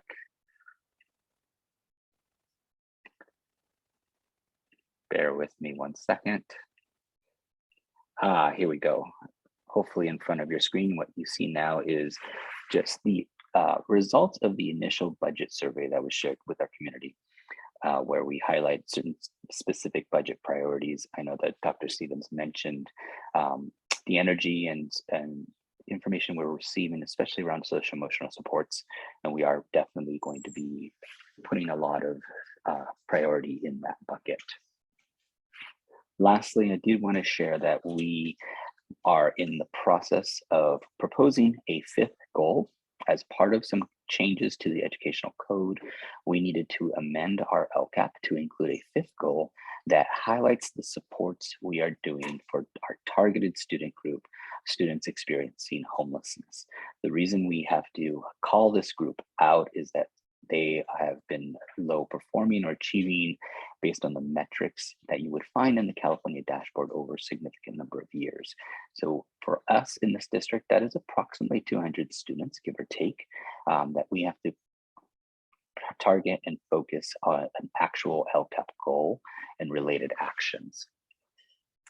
This is our proposed 5th goal, and I will just quickly read it for you all. Provide necessary and timely academic and social emotional interventions to eliminate barriers to students' success for students experiencing homelessness. So we bring this to you for discussion regarding this goal and some feedback and any questions you might have.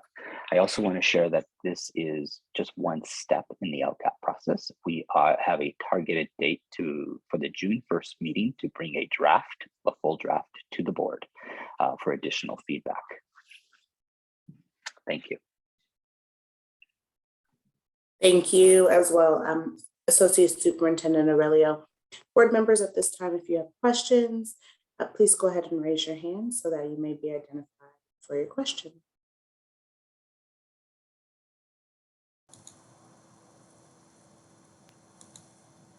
Vice President Babbitt.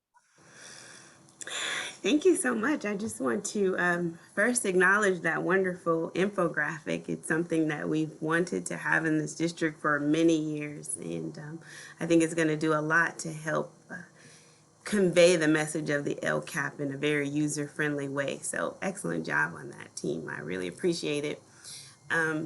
Wanted to ask about, I'm going through the slides again. I'm not sure if you showed all of these slides, but in regards to the goal, I appreciate the goal. And I'm just hoping that we can consider a little more positive language around provide necessary and timely academic and social emotional supports instead of interventions to, then it says to eliminate barriers to student success, or maybe to further support student success. I'm hoping that we can really be intentional about changing our language to have that more positive behavioral kind of mindset in our even in our goals. And then with the surveys, I noticed in the I noticed that there are 4 different surveys that were provided. And as you all know, I am a parent as well as on the board. And I just think that when we send surveys to parents, we should make sure that we're being more specific, because in the family engagement service, it was asking us around how do we feel the district is doing overall with family engagement. And I was struggling to determine, are you talking about the district or are you talking about just my school itself? So I think we should be clear, because that will skew the data. And then I thought, well, is this just my issue because I'm on the board? And I said, no, we have a lot of parents who sit on both various district-wide committees. We have a lot of parents who all talk to each other across schools. And so I just wanted to make sure that the reflection, what is the actual reflection? So I would just ask that we make sure that we're clarifying when we're asking about a school versus the district overall's family engagement. For example, are you talking about letters that comes from the district office that are informational? Or are we talking about what's happening at my school that's informational? I hope that makes sense. So that was my only clarity I hope that we could drive forward in the future. Thank you, Vice President. I'm taking notes on the request for positive language on the goal. Thank you. I appreciate that. And as far as the surveys, we're always trying to get better. And I think any information our families provide us, regardless if it's from the perspective of the school and the district, is always going to be valuable, right? We want feedback. We always want feedback. And I do know, the schools make up the district. So I know that the entry points that parents have are going to be different depending on how active a parent might be. They're solely active at a school, and we have parents like yourself who are very active with not just school-based options, but district options. So it's always great to hear from all areas, but we can be more explicit for sure. And then, there's different levels. We have some middle schools that don't have family engagement officers. So, and are we using this to inform our spending on the Lcap plan? Because of course we know that OFE is primarily funded through the Lcap supplemental funds. So that was another thing I'm trying to figure out, what are we going to take this information for as a process to use? So, but thank you. No, that's great. And I know we have a special PAC, Parent Advisory Committee, Monday evening to start to really examine some of this information. And that's also why we ask some of the demographic information in the survey. People select the schools that they're affiliated with, so we can disaggregate data based on schools. And so we might see that a King or a Willard, where there's not an OP specialist, the data might look different than, say, a Longfellow where there is. Director Vasudev. Yeah, I just wanted to, my comments will be brief, but just to really thank the staff for this amazing infographic. I remember last summer when conceptually we had a meeting, Superintendent Stevens, and you had talked about the idea of this infographic. So it's really exciting to now see it all kind of all done and fleshed out. And I remember talking about how important it was that it was bilingual. So I love the Spanish version of it as well. So thank you so much for this work. I'm very grateful for your leadership. My question is, last year, I remember it was really helpful when we would have those like PAC DLAC joint meetings. And I think it would be wonderful just because I don't know how many people are seeing, right? Like the population that we want to understand and how to use and see and, you know, the infographic and ask questions about their children are the families of our most vulnerable students, right? And so I think it would be great if we could take some time to show our, you know, our DLAC group and our PAC group together, like, you know, how to use this infographic, how to understand the infographic, and to give them an opportunity to ask us questions. I think in particular, both those groups, but particularly the DLAC group, would really appreciate just having time to review it with the staff and ask questions. And so I don't know if that's already on the agenda, Associate Superintendent, but if not, it would be great to do that with DLAC. And also for the surveys, you know, I'm always wary of survey data and not getting it from the families that we want, you know, the most input with. So I think also for DLAC, going over the different surveys that have been sent out to the community, just to make sure that those are received, that they saw them, and to give them time to fill it out as well. Director Residev, that is another point, which is we've gotten some emails from the community about why we ask for things like race and ethnicity in our surveys. And it really is for us to try to gauge the type of responses we're getting. Are we getting a representative mix of our district, right? And not just focused in one group. So that is partly why we also ask for that data when we send those surveys out. And the point of a joint meeting, that's a great point. I will follow up with my team to see if that's something we can do. Great, thank you. And those took place before you were here, Associate Superintendent, last spring. I think it was Director Sinclair that had organized a couple of those meetings. So I thought they were really fruitful, and I know that interpretation was always a little tricky, but if we could have those meetings, that would be great. One last thing, so I shared the English and the Spanish version. We are considering doing an Arabic as well of the infographic. So that would be great. Thank you. Director Sinai. Great, thank you. Thanks for the report. I really appreciate it. And I too echo the readability of the report. We've actually wanted to do that since we started the Lcap. So it's nice to see it. I have, kind of piggybacking on what Director Vasudev said, I know there's a special meeting for the PAC right now. I think right now we're on a time crunch of getting the PAC and DLAC input in the budget, which I feel like we have been kind of sorely lacking on getting their genuine and authentic feedback into the budget process. And it's now feeling a tad bit rushed. Super critical that we get it. So I appreciate the staff coming in for an extra meeting, and the family and the representatives coming in for an extra meeting. I know people are really busy and people are pretty fried and a lot going on. So coming in for another meeting so that they can weigh in on the budget is super, super appreciated and really important. And making sure that that meeting is really well organized and outlined so that they can give the input that we need. Because we said last time when we saw the survey report, interesting data, just a little snapshot of a pretty small group of people. I just want to reiterate the importance of the PAC and the DLAC dialogue. I have a question around the homeless goal. I'm excited about it, but as I used our infographic to go back and look at our goals to see about consistency in language, it's almost the exact same goal as goal number 2. Provide necessary and timely academic interventions to eliminate barriers to student success. And then it's got our targeted students or our priority students, and one of those are students experiencing homelessness. So my question then becomes, well, what's the difference of goal 5 from what's already written in goal 2?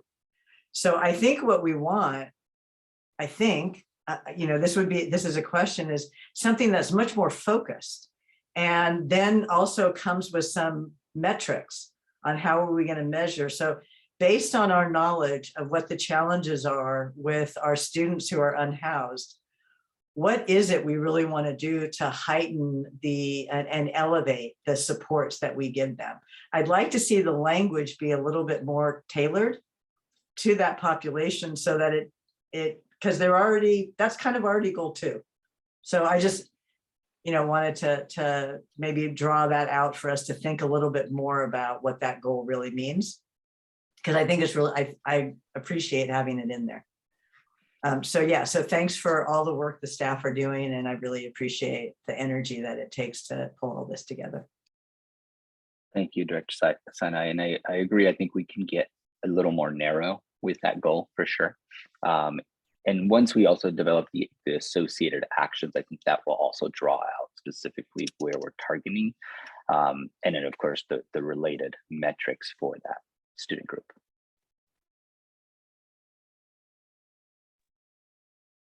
Director Upper, saw your hand up. Oh, yeah. I didn't mean to lower it. Thank you for seeing it. Go right ahead.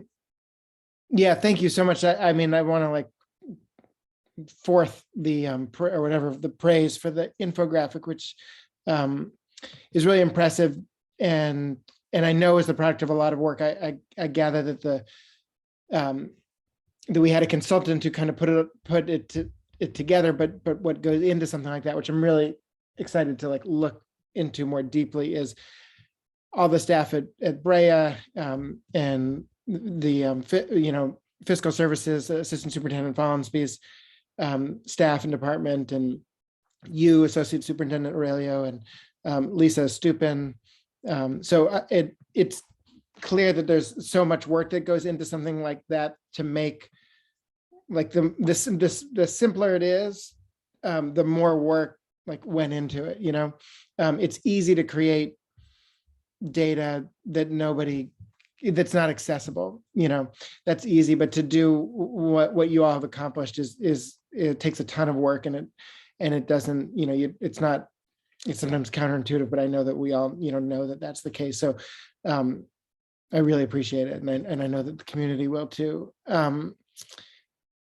So thank you. I guess my quick question is the same thing I brought up last time. I just wanted to remind you / ask you about the part of our policy that requires staff to recommend an Lcap a supplemental funded program not to continue in the next year. So just, you don't have to answer it if you don't have an answer now, but I just wanted to remind you, and that our policy, our Lcap policy, is different than, for that reason, and maybe some other reasons related to consultation of the different community groups, but it is different than other districts, and just wanted to remind you about that. I appreciate that reminder, and I don't think we're ready to recommend any areas to be stopped at this point. And it doesn't, just to be clear, it doesn't require the board to not continue that program. It just requires staff to sort of be reflective about, what would we, what program would we, choose not to fund if we had to. Got it. Thanks so much.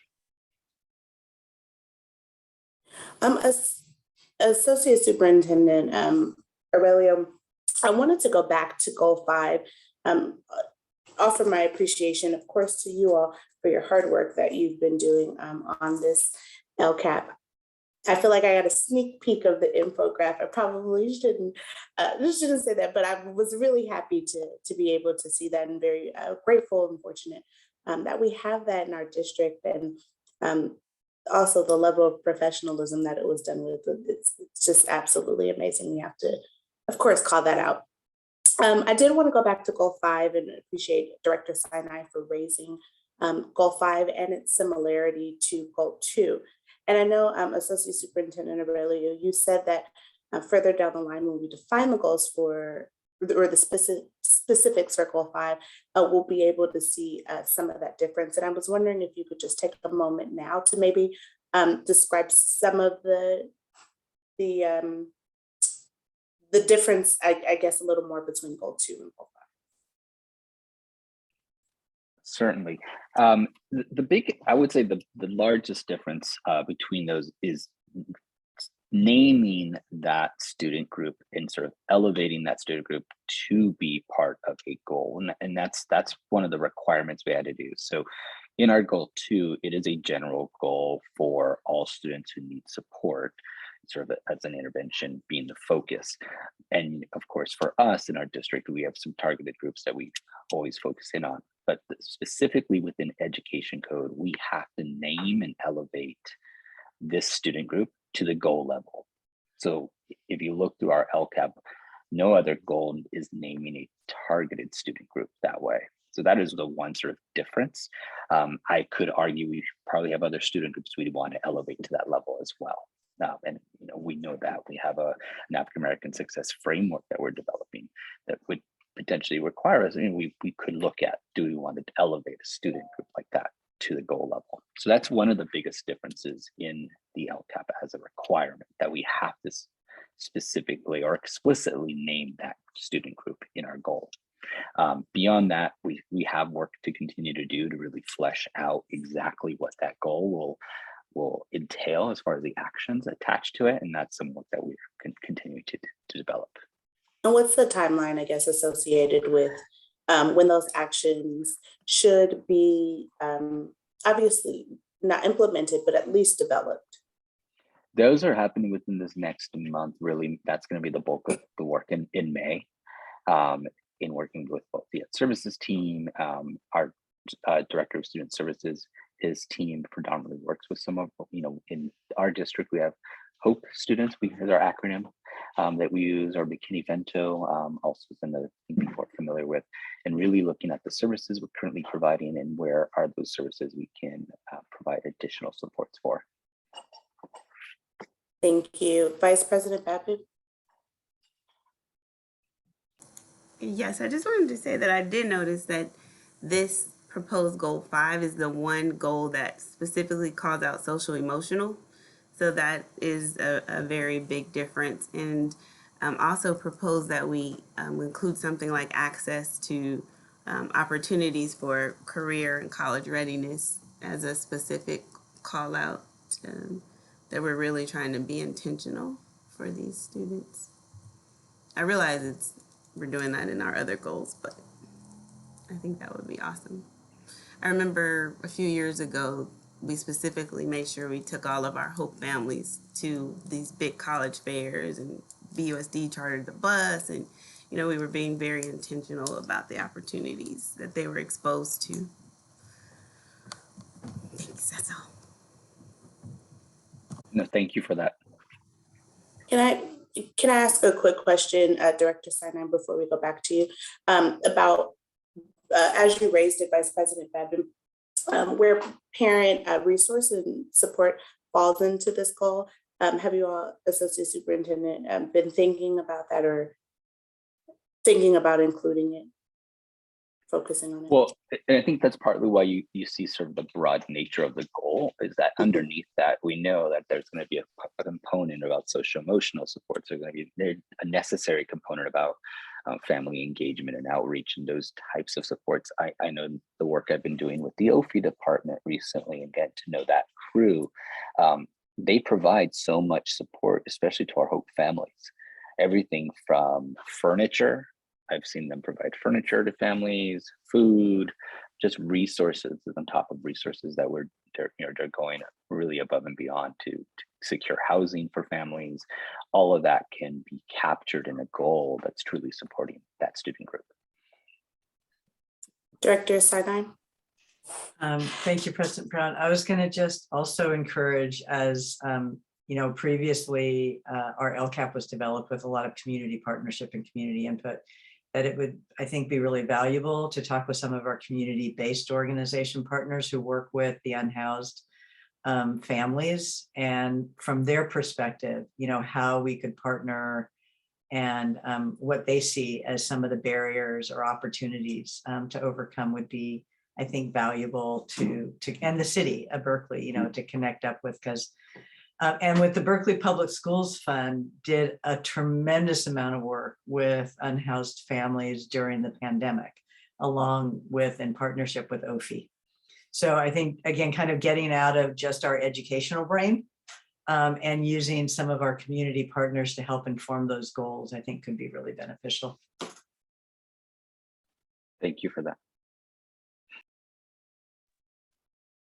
I don't see any other questions from the Board of Education. So Associate Superintendent, thank you for this presentation, and thank you for taking those copious notes to receive our feedback as well. We appreciate it. We'll move on to our next agenda item tonight, which will be the update on middle school student assignment, the middle school student assignment policy. And so in tonight's presentation, staff will update the Board of Education on phase 3 of the district's community engagement efforts. We've been talking for a while now about community engagement efforts as it relates to the middle school assignment policy. And so, or middle school assignment engagement efforts rather. And tonight we'll see a presentation on the possible revision of the current middle school assignment policy also. So without further ado, I'd like to invite our superintendent as well as welcome Francisco Martinez, who is the manager of admissions. So thank you, Superintendent Stevens and Mr. Martinez. Thanks so much, President Brown, and Francisco, welcome to you. I'm glad you're joining me tonight. Thank you. I'm glad to be here. Great. What we hope to do is just present a preview of what we imagine to be a relatively brief phase of community engagement related to what has been about a 2-year-long process to examine our current policy for the assignment of students to our middle schools. Very specifically, we'll talk about a series of town halls, actually 2 town halls that will take place on May 25th. We'll also describe some of the content that we plan to share in those town halls and about which we'd like to solicit feedback from the community. We'll also describe sort of where we are in this longer process and what we imagine would happen by the end of this academic year and when, if approved by the board, there might be some impact to our current student assignment plan. And Francisco, yeah. We have not rehearsed. Yeah, so I'll take it from here. Like, why don't they take it? Okay. So like Superintendent Stevens said, this has been a very long 2-year process. In the spring, in 2001, we did some surveys, and in the fall, we did a lot of community outreach activities. So that what we call phase 2.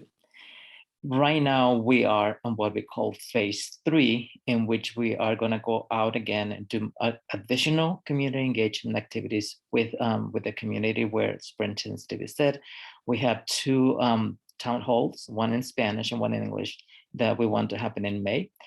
Our goal is that is for the board to make a decision as to whether to keep the current middle school policy for enrollment that we have, or make a change sometime in November of 2022. So that's our plan for right now. So can we see the next slide, Superintendent? So last year, last year we did 21 family engagement town halls in Zoom. So it was extensive, and so just to recap, what we talked to them about was to keep the present assignment system, make no changes. We talked to them about creating an attendance zone for each of the middle schools, or to create a feeder schools that would feed elementary schools that would feed into our 3 middle schools. So we talked about them. We got a lot of feedback from them. It's like the majority of those families that participated and through the surveys as well, they wanted to see some change. The majority of the families wanted that. And then we looked also as to where were they in when we did the presentations for the feeder school model or the attendance zones. And the majority of the families that they favored a 3-zone model, with a close second, which was the feeder school policy, perhaps. Next. And I might note, we didn't come this evening to recap a lot of the survey results. We presented them to the board in previous presentations, and members of the community who are interested in reviewing the feedback, the specific data, are referred to our website, where we maintain a pretty extensive archive of all of our public records. That's both public meetings, presentations, and lots of the data that we collected from our community over the course of this last year. So we got a lot of feedback from the community in the fall, and that was phase 2. One of the things that came about was about the resources that exist at the middle schools and what academically, what would they look like if there were to be changes and if they were to be adjusted, in what way. So they talked about resources. They talked about emoji, a lot of families, they talked about Puente. Transportation was also a topic of discussion as to what would happen with transportation for the middle schools, the social and emotional well-being of the students. And equity, access, and inclusion also was a topic that many families raised during the fall as part of any changes that were to occur to any enrollment policy for the middle schools. So what we envision at this time is that the staff would recommend to the board to adopt a single finalist model sometime in June. And we want to do this so that then we can focus our resources and our energy in fine-tuning that finalist perhaps model, and to get as much information as that we can provide with all of the implications with having a finalist. And again, in November, we envision that the board would make perhaps a change to the policy or keep the same policy. And so for the 23-24 school year, which would affect the students that are now in the 4th grade. Next. So this is what we talked about, like having in May 25th, 2 town halls, one in Spanish and one in English. And with the 26th and the 25th, and then have a survey from May 13th to May 27th to further gather information for families about the student assignment plan and the proposals.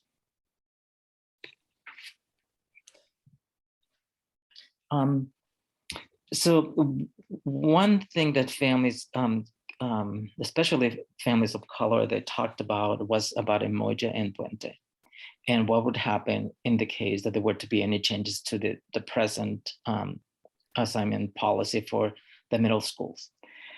So one of the things that we are looking is to add in 0.5 FTE of emoji as the teaching prep and travel time to each of the middle schools. Longfellow already has it, so it would be for King and Willard. So the cost would be about 100,000. And Puente, which would be 0.2 FTE at each of the schools, and for then additional counseling time for about 80,000. We envision that the Longfellow 7th period that the board has granted to Longfellow, it will continue in the 22-23 school year, and that cost about 200,000.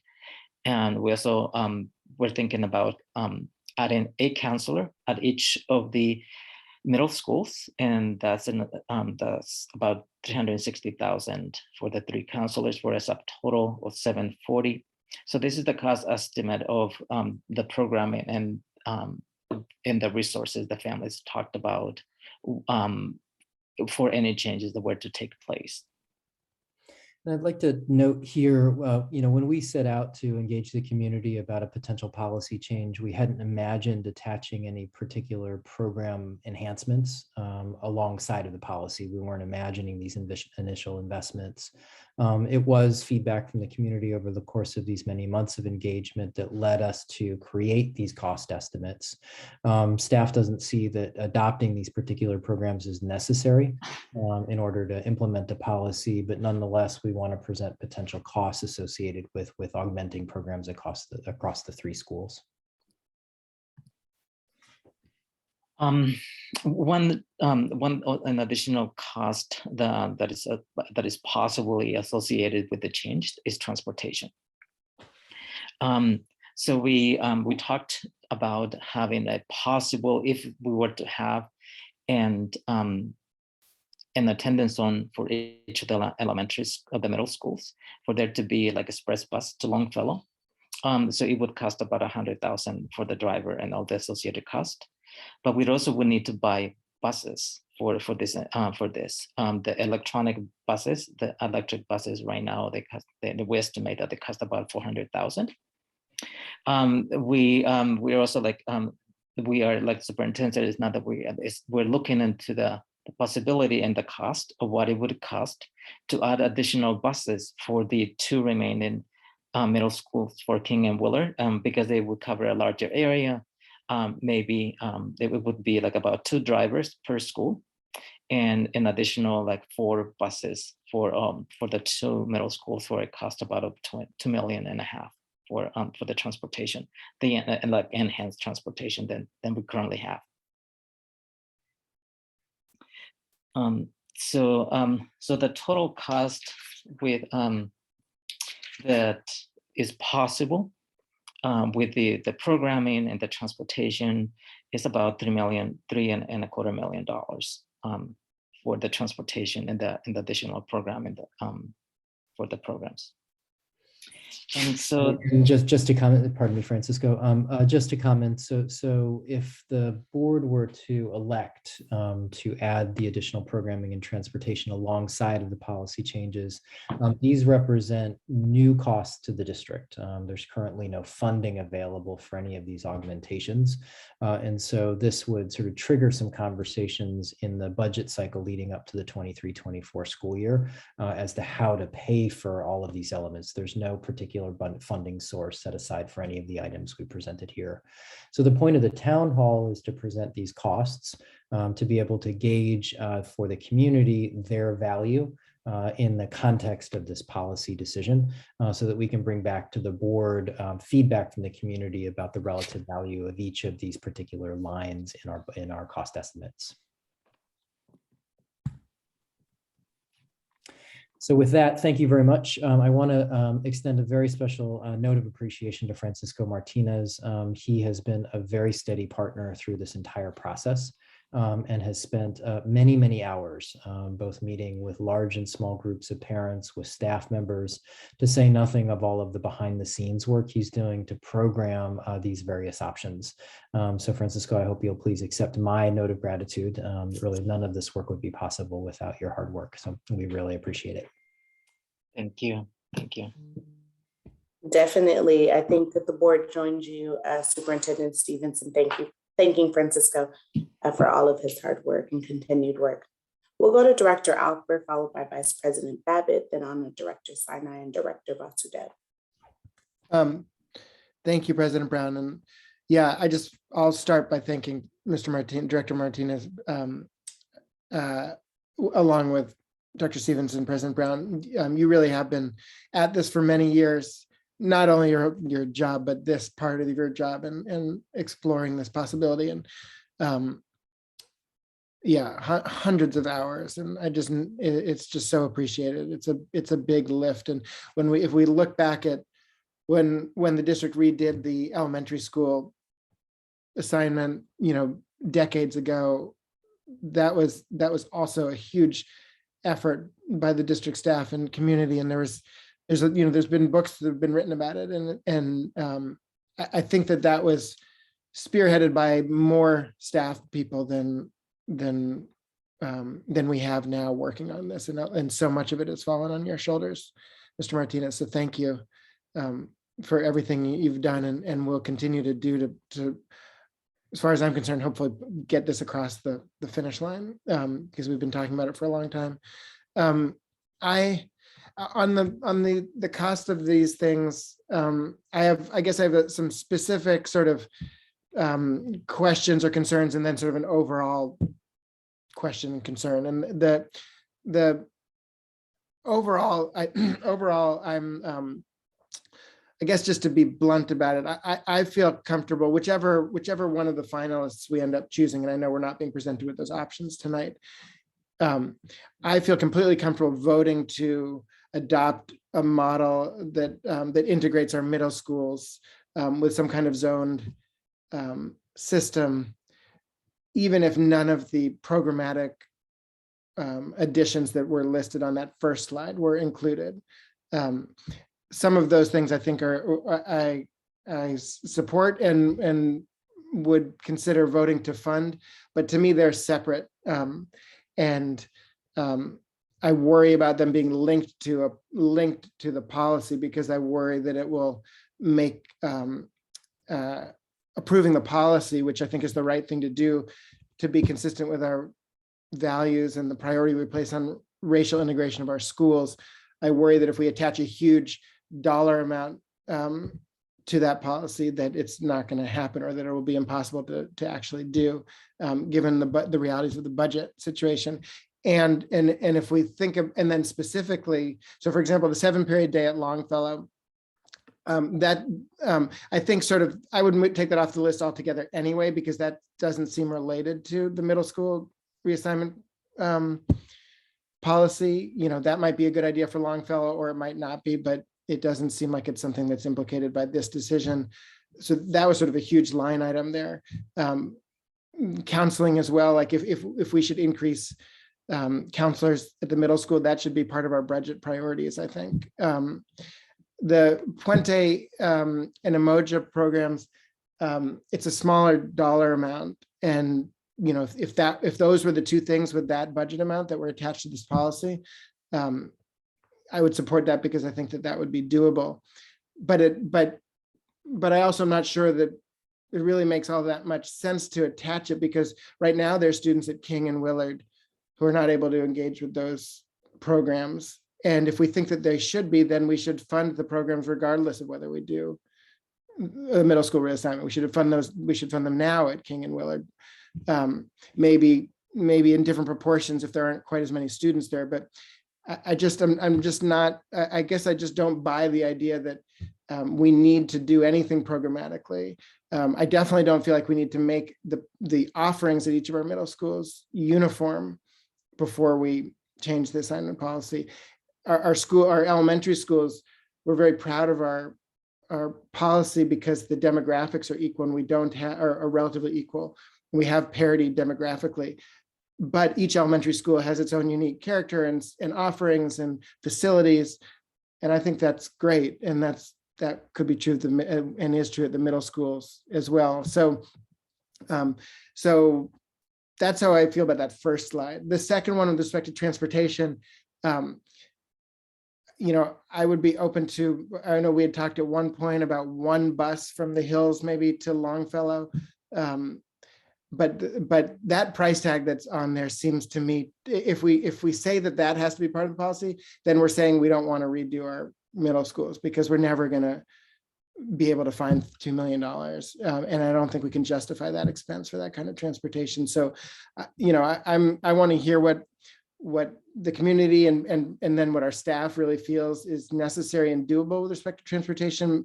And I know Director Vasudev has a lot of professional expertise in this area and can help us figure out what AC Transit can do and how we can take advantage of public transportation. But if we link a huge price tag for transportation to this policy, then we're not going to do it. So I'm really reluctant to go down that road. I'll stop there with, again, just a appreciation, Mr. Martinez, for all that you're doing. Vice President Babbitt.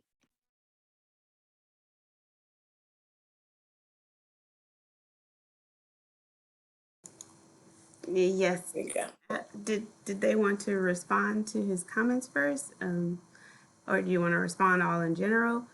I thought that the transportation costs were linked if we chose the middle school feeder program. I didn't realize that choosing a zone where people are closer to the school in their neighborhood would require us to spend so much on transportation. I'd be happy to jump into both questions. We're taking notes right now. We're about a month away from these town halls, about a month away from sending the survey out. So it was important to us to come to the board just to make sure that we're asking the right questions of the community so that we can bring back the right feedback and data to the board as the board makes its decision. So we may make some adjustments to the overall presentation during those town halls. And I've noted all of Director Alper's comments. So I appreciate those. In terms of the transportation, you know, we've tried to present sort of very general cost estimates, independent of whether the board were to adopt a 3-zone model or a feeder pattern model. In either case, I think it's sort of a decision, almost a values or budget decision as to whether or not the transportation should be included in each of those models. We would, if the board decides to go down the route of including transportation in this policy decision, have a pretty extensive amount of work to do with real enrollment data to be able to map out the route. So what we've done essentially is just sort of provide a per bus estimate of what it would cost to sort of build out a transportation scheme for our middle schools. I hope that's helpful, Vice President Babbitt. I'd be happy to take more questions about transportation, but we're staying fairly general at this point. Yes. Again, I just would like to understand why, if we don't do the feeder route, why we would have to offer transportation. I realize we offer transportation at the elementary school level because we're intentional about pushing people, across town in some cases. But if you're going to be closer to your school, I'm just kind of unclear why we would be adding transportation costs to this policy as the final. I was leaning towards the zone model just because I thought it wasn't going to require this transportation. But I would see how a feeder school model would also require the transportation. So that's why I'm a little confused there. And I would like to say that,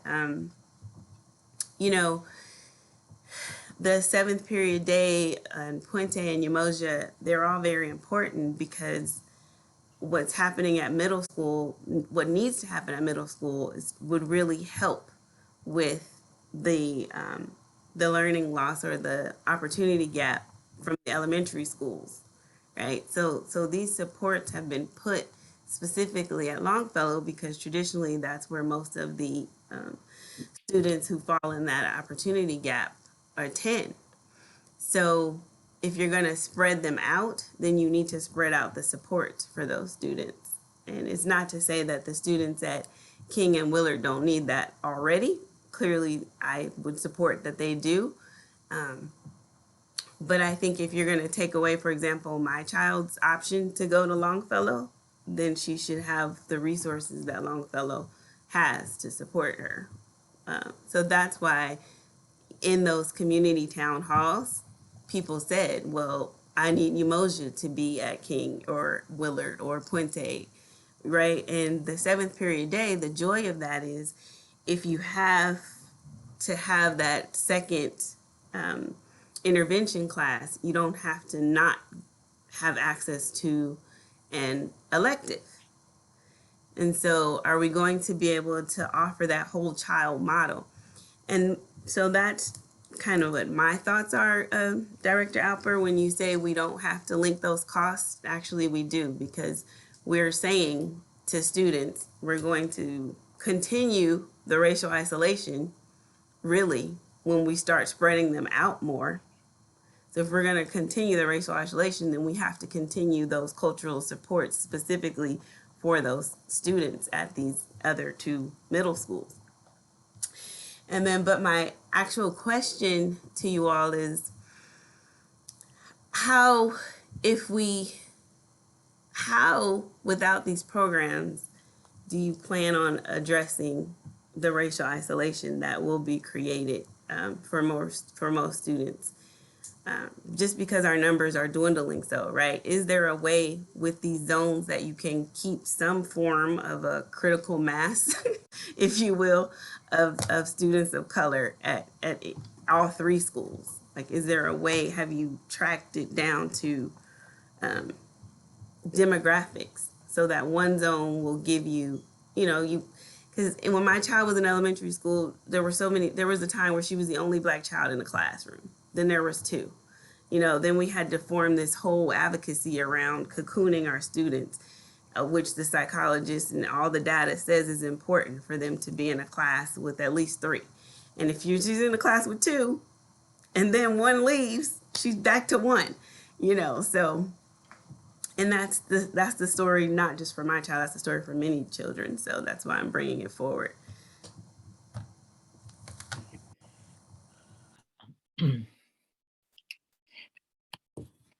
I think that we can look at because we're right now we're looking at more closely at the maps, and I have been working on getting closer to that. I think that we can look at the composition of the classes of students coming in, like a potential classes. Unfortunately, we can't. I don't think that we can modify it based on the race of the students to try to make it something, because I think that we may not be we will need to talk to attorneys to see the legality of that.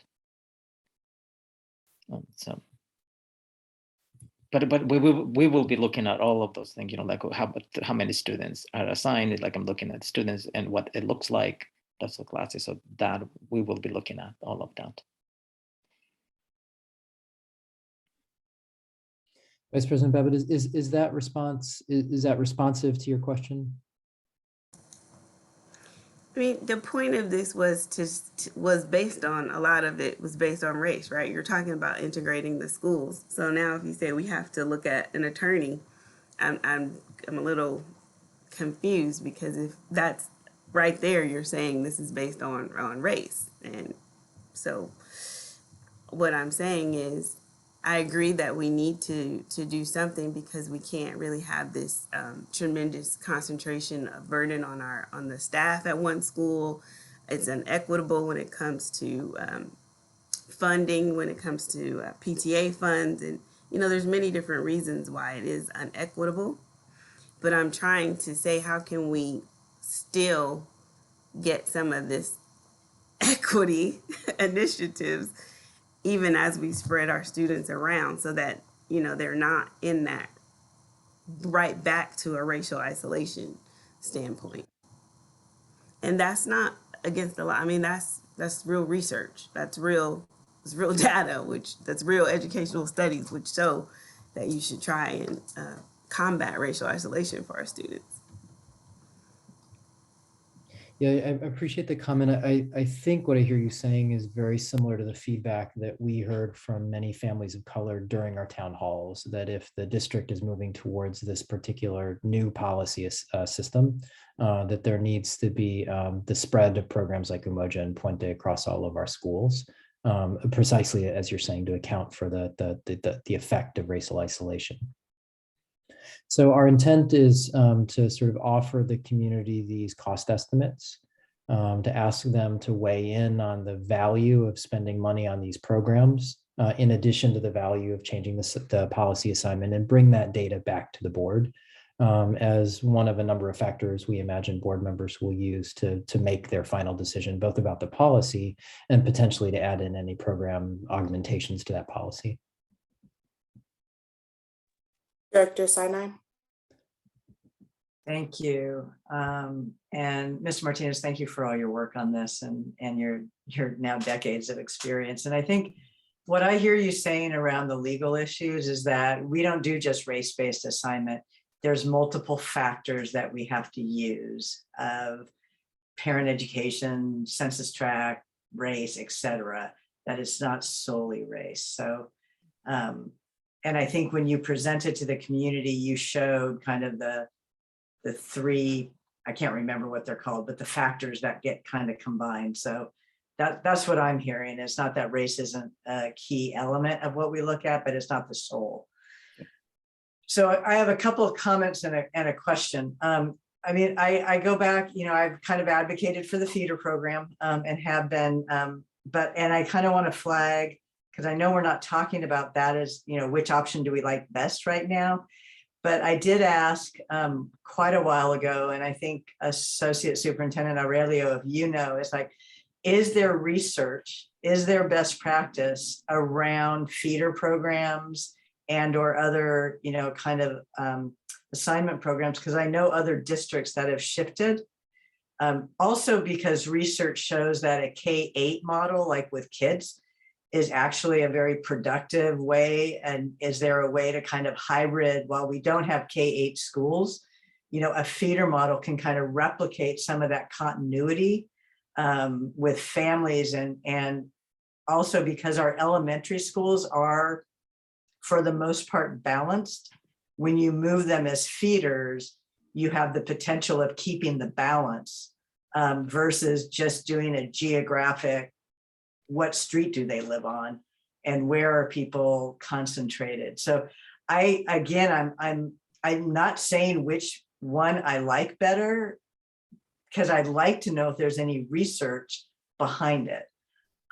So I kind of want to percolate that one back up, because I think when we talk to community, it's great if it's not just your gut feeling, not just based on what do I feel or what do I feel either most appealing or threatened by, but I actually have some research that tells me the effectiveness of different strategies.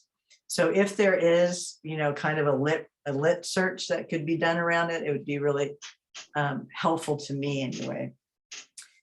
Let me just say a little bit about how I interpret the budget part. I am less concerned with families weighing in on the budget part, but knowing what the budget implications are when they're asking for programs to be scaled. So, you know, if the feeling is that, and in some, I mean, we've got racial isolation now at Willard and King. And if we think that Umoja and Puente are the ways to address that, I agree with Director Alper. We should be putting those programs there now.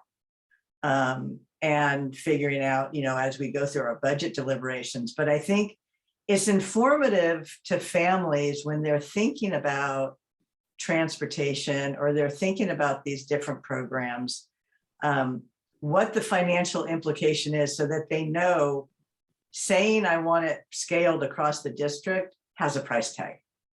But I'm more interested in the community input on the model of what direction we need to do. And then we as a district saying, what do we need to do that's best for kids in our budget process?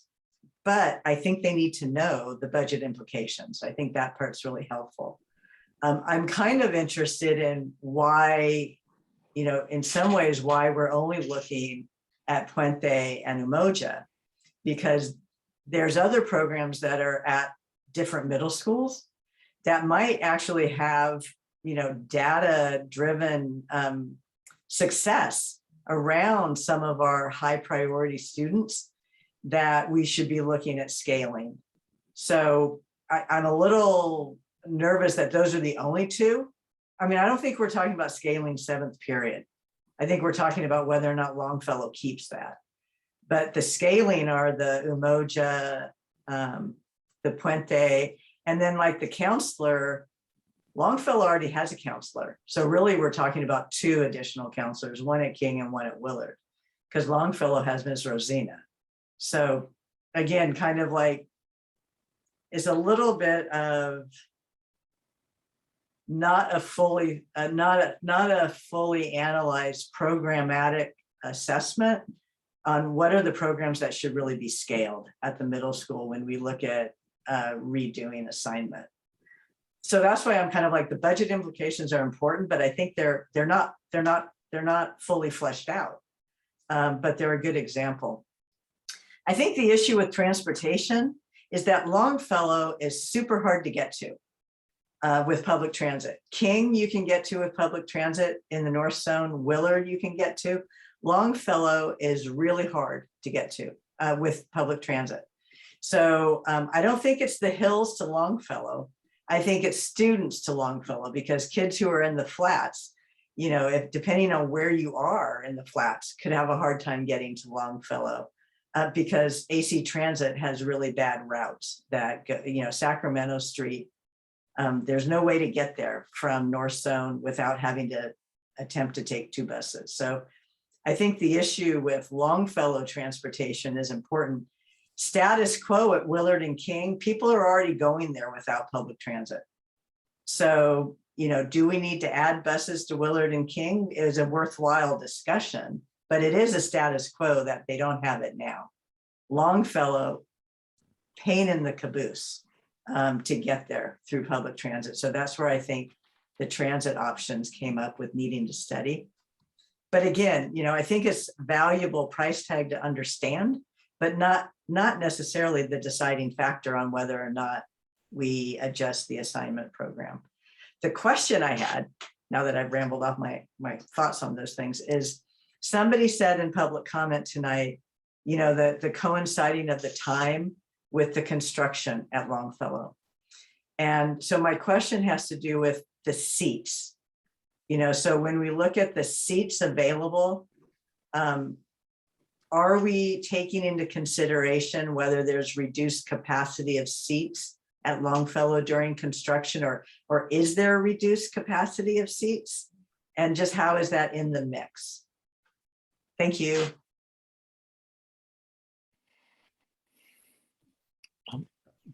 Francisco, John, would you like to can go you ahead? answer I that know, question?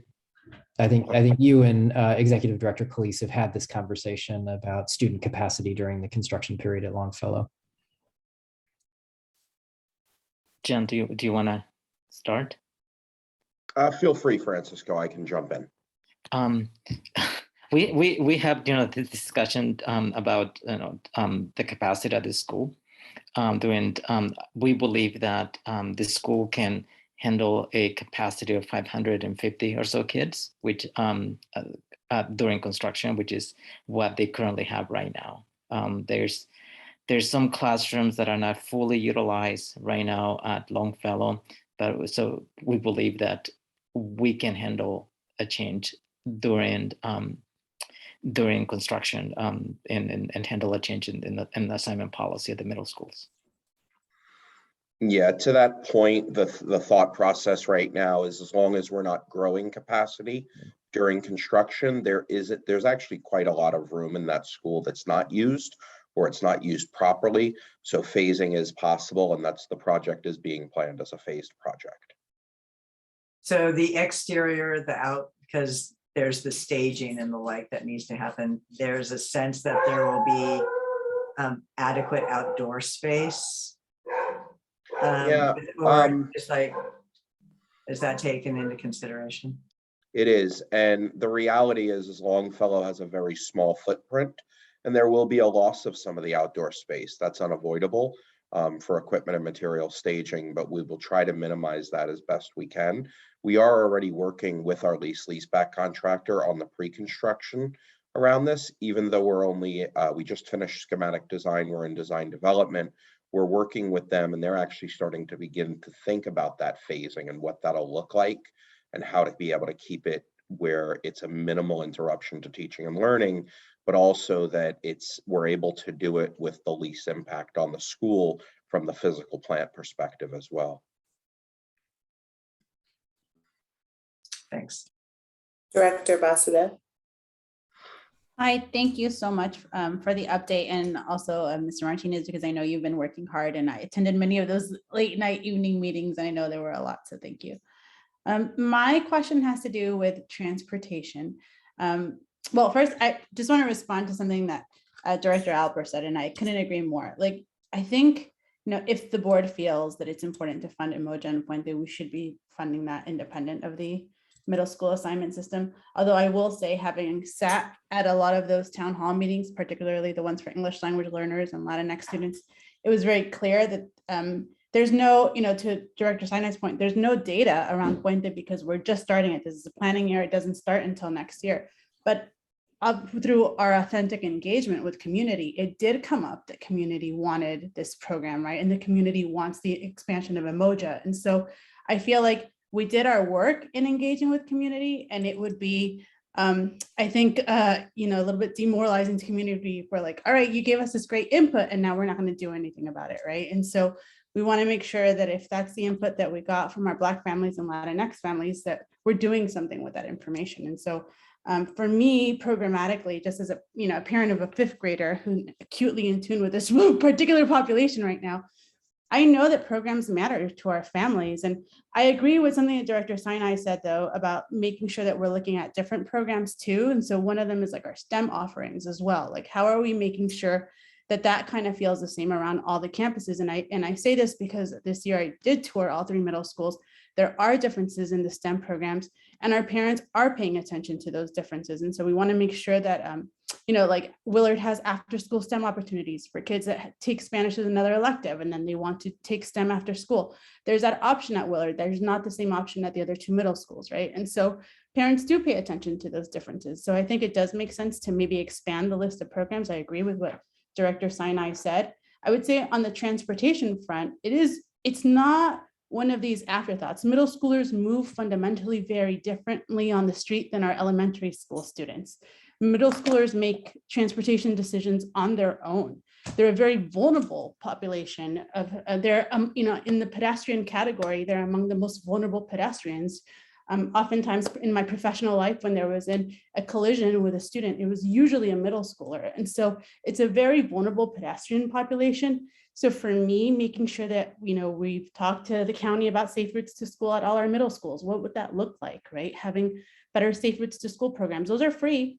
There's not a cost to those. Those are, incentivizing mode shift. And so making sure that we're talking to the county about implementing safe routes to school in our middle schools, if we're going to do this, that's important. Regarding the bus from, the students that live, maybe we won't say the hills, the students that live in the northern part of the city to Longfellow, you usually plan with the most vulnerable in mind when you plan for transportation. You don't, you're not planning for the more affluent part of the city going to the more low-income part of the city. You're planning the other way around. And so for me, reducing bus service to just one, from the hills to the flats that doesn't really take care of our most vulnerable families. So I do think that if there is a bus option, we have to, be very wary of, who we're planning for. We want to make sure that we're planning for our most vulnerable families. But I think there's lots of things that we can do for free now. And I know that SFUSD's system, the elementary school system, doesn't go into effect until 2024, 2025. But in my professional career, I was having conversations with the district in 2019, 2020 on the transportation implications of that and what that would do to the transportation system. And so I think these are conversations that should be had sooner rather than later. We do have a positive relationship with AC Transit, and I know it takes them a long time, the same way that it takes us to work with their operators, with their labor partners to make sure they can make changes. We should be proactive with them anyways. As we saw at the beginning of the year, we had to work with AC Transit to make adjustments to some of the bus routes from the hills to the high school to make sure that we were lining up with the bell schedule at the high school. So these conversations are important and we can have them now. I would like to know, do we have an analysis of the distance to the both models from where students would live to where they would live under the rezone model versus if we did the feeder model, have we talked to like a planner at the city level? Because the city of Berkeley is also a Vision Zero city, meaning we have a policy in place to eliminate traffic deaths and fatalities by 2028.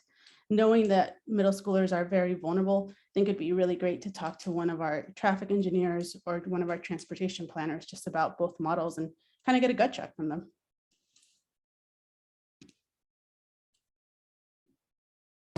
Thanks, Director Vasudev. There's a lot here. We're tracking a lot of ideas, both about the sort of, the value of these programs, your desire, like Director Sinai, to see us sort of think about some additional program options in our schools, cost those out, sort of propose those as part of our community engagement.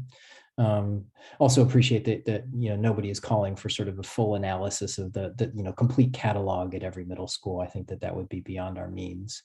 And then I'm also hearing sort of a desire to see maybe not bus transportation, but cheaper alternatives that nonetheless provide for families' needs, like safe routes schools or AC Transit. So these are all things that may not be featured heavily in the town hall, but that we're going to take back and can start working on.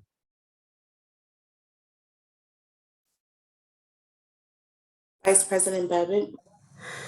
Thank you. I'm a little confused because I thought in our last discussion on this as a board and as a community, most of the community was saying they couldn't understand how to pick a model because they didn't know about things like transportation or the cost. And so I thought, when I saw this was answering those questions. And now it sounds like I'm hearing from at least two of my colleagues that transportation costs shouldn't impact this decision. And I'm just confused as to where we are. And I want us to be clear, mainly because, the staff needs to be clear on the direction we need to take to actually make a decision. I personally don't know how we make a decision without understanding the cost. Like if you told the community it's going to be $1.75 million in annual transportation costs, they might want you to just give more supports to the various schools and the various students. You could hire a bunch of teachers for that. Like you could do a whole bunch of co-teaching models. You can break down classes for smaller class sizes. So I'm just a little unclear on how we're moving towards our goal, because literally what I heard from town hall after town hall was, well, if you do this model, are you going to offer transportation? If you do this model, Do you have to offer transportation? No. If you do this model, are you going to be able to provide the social emotional and affinity-based support programming? So again, it goes back to, I think the community is expecting for you all to come back with these costs. And I think they were expecting transportation costs to be with a feeder model, not necessarily I live close to this school model. Because again, I do agree with Dr. Sinai that we're getting our kids to school now at middle school without transportation. And most of the people are choosing schools closer to their homes, right? If you're already in the Willard district, if you're already in the King district, that's pretty much where you're going. So I don't see why we need transportation if we're not doing the feeder model.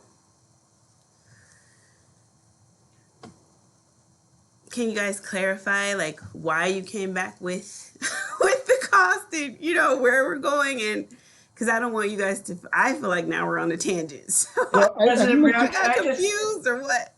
Mr. Martinez can answer that, right? I mean, go ahead. I know that Director Alper and Director Sinai maybe want to make a clarification to their statement first before Superintendent Stevens and Manager Martinez jump in. So Director Sinai, did you need to make a clarification? I just wanted to clarify. I think the budget information is really valuable and important and needs to be shared. It was more of having the community vote on those budget allocations. That was the part that I was saying. I think people need to know that if you're going to do this and you offered, this is how much it would cost. That's where I wasn't saying that the budget information isn't important to share. I don't know if that makes sense. That was where I was thinking. Yeah, go ahead. Yeah, I mean, I agree too. It's good to share. It's good to have. I think the answer to your question, Vice President Babbitt, on the why the transportation might apply to the zone model too, is that, and I haven't seen the math for a little while, but that even within the zones, if we went to a zone model, there would still be kids going farther away, significantly farther away to their middle school than they are now. So it may not be as much transportation needs as in the feeder model, but I think that it would be more than now. I'm not saying that as an argument to do it. I just think that there could be, if we wanted there to be, some transportation costs associated with either of those two models. But I'm in the camp of, I don't think we should tie transportation dollars to this policy. We should aggressively work with AC Transit, like Director Vasudev said. And I think your point is well taken, Director Vasudev, about if we did do transportation, how to prioritize it. I think that's, I'm worried that will sort of become like sort of a poison pill that makes it impossible to approve the policy. And I just want to, the other thing I wanted to say is, no, I think on the point to me of the community engagement is to inform the community about a major change to middle school assignment that we're thinking about, which I think now hopefully everybody is aware of, and we've been doing it over the last couple of years, and to surface the kind of logistical and programmatic questions and concerns that families would have with respect to these models, get their feedback, get their input, and then then we just have to make whatever best decision we think we can make and can afford based on that feedback. I've just always been really wary with this particular issue of putting things to a community vote. I think the concerns that you raised, Vice President Babbitt, are a really good example of things that can come out of these community sessions. Like, oh, okay, we know a lot of these families feel like if they couldn't go to Longfellow, there's certain programs that they would really want their kids to be able to access at King or Willard. And maybe that's also highlighted that we should be doing that anyway at those schools. But in general, I don't think that we should be putting this to a community vote. I'm not interested in a community vote about whether to do this at all. That's for the board to do and to decide whether it's consistent with our values. And then it's just like any other decision about, what kind of dollars we want to attach to it, what kind of programs we feel need to go with it. I don't know if that's at all responsive to your question, Vice President Babbitt, but I don't think I'm confused. I'm not, I feel like I have some clarity about it. I'm just not, I I feel like we need to just make a decision, and I'm looking forward to doing that, you know, I guess in June, about which of these models to go forward with.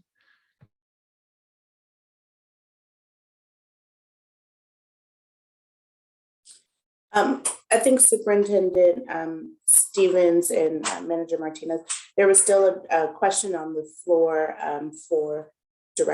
from Director Babbitt, and I wanted to give you all the opportunity to address that before we circle back to Director Vasudev. Thank you, Director Alpert and Director Sinai, for the clarity you provided around Director Babbitt's question, but I do want to give the superintendent a moment to respond.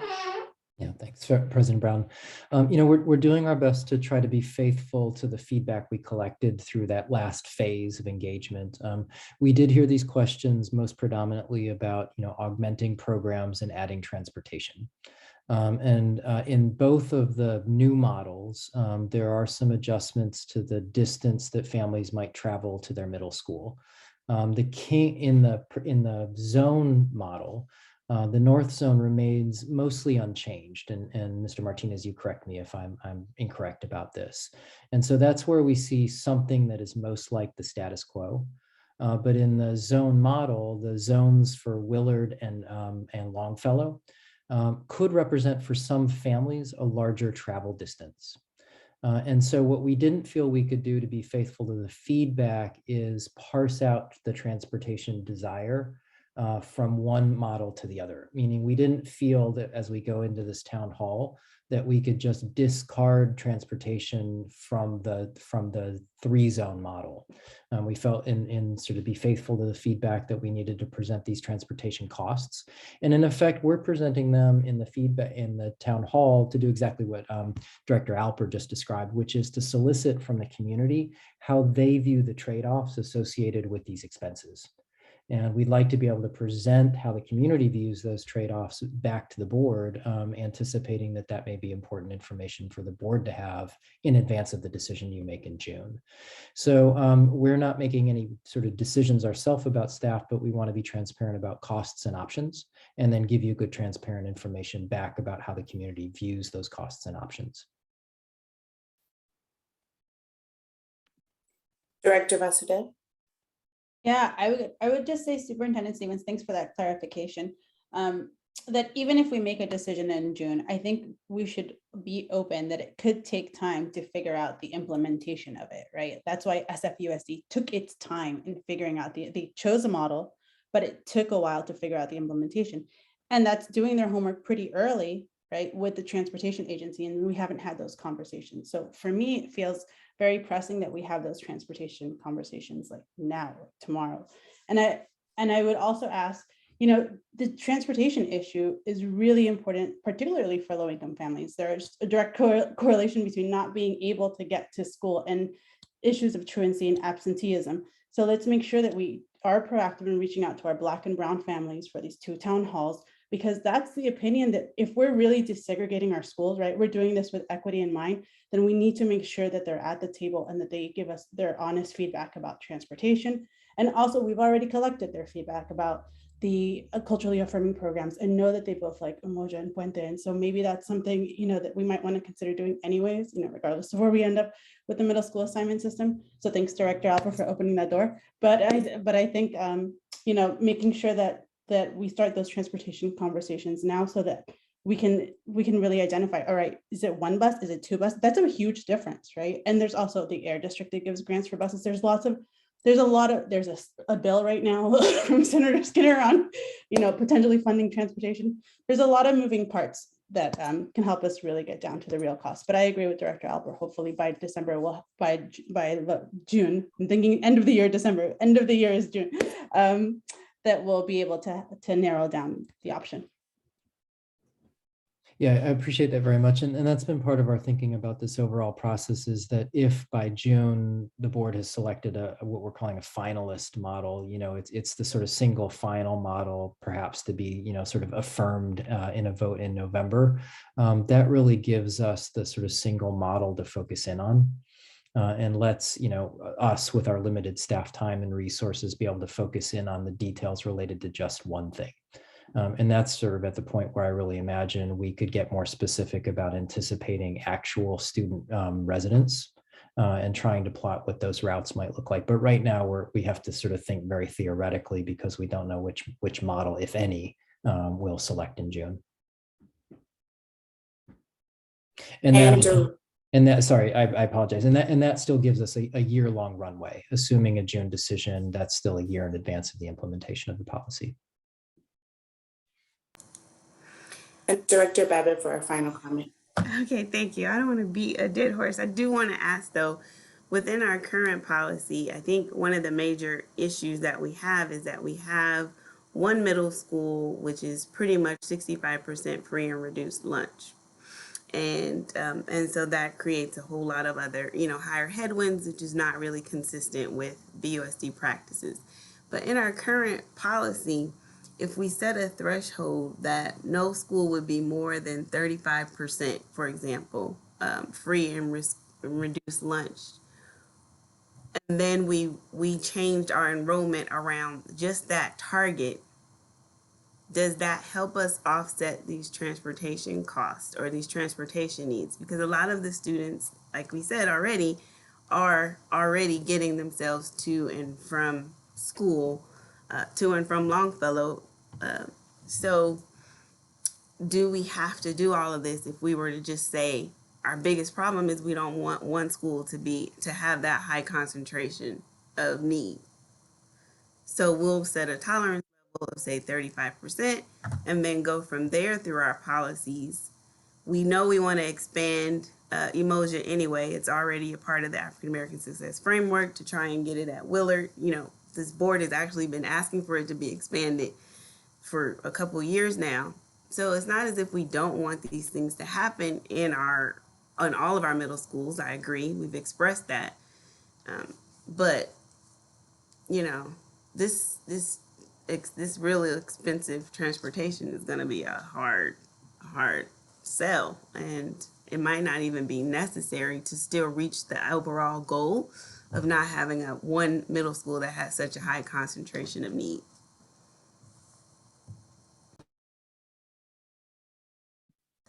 You don't have to respond to that. I'll just let you ponder that.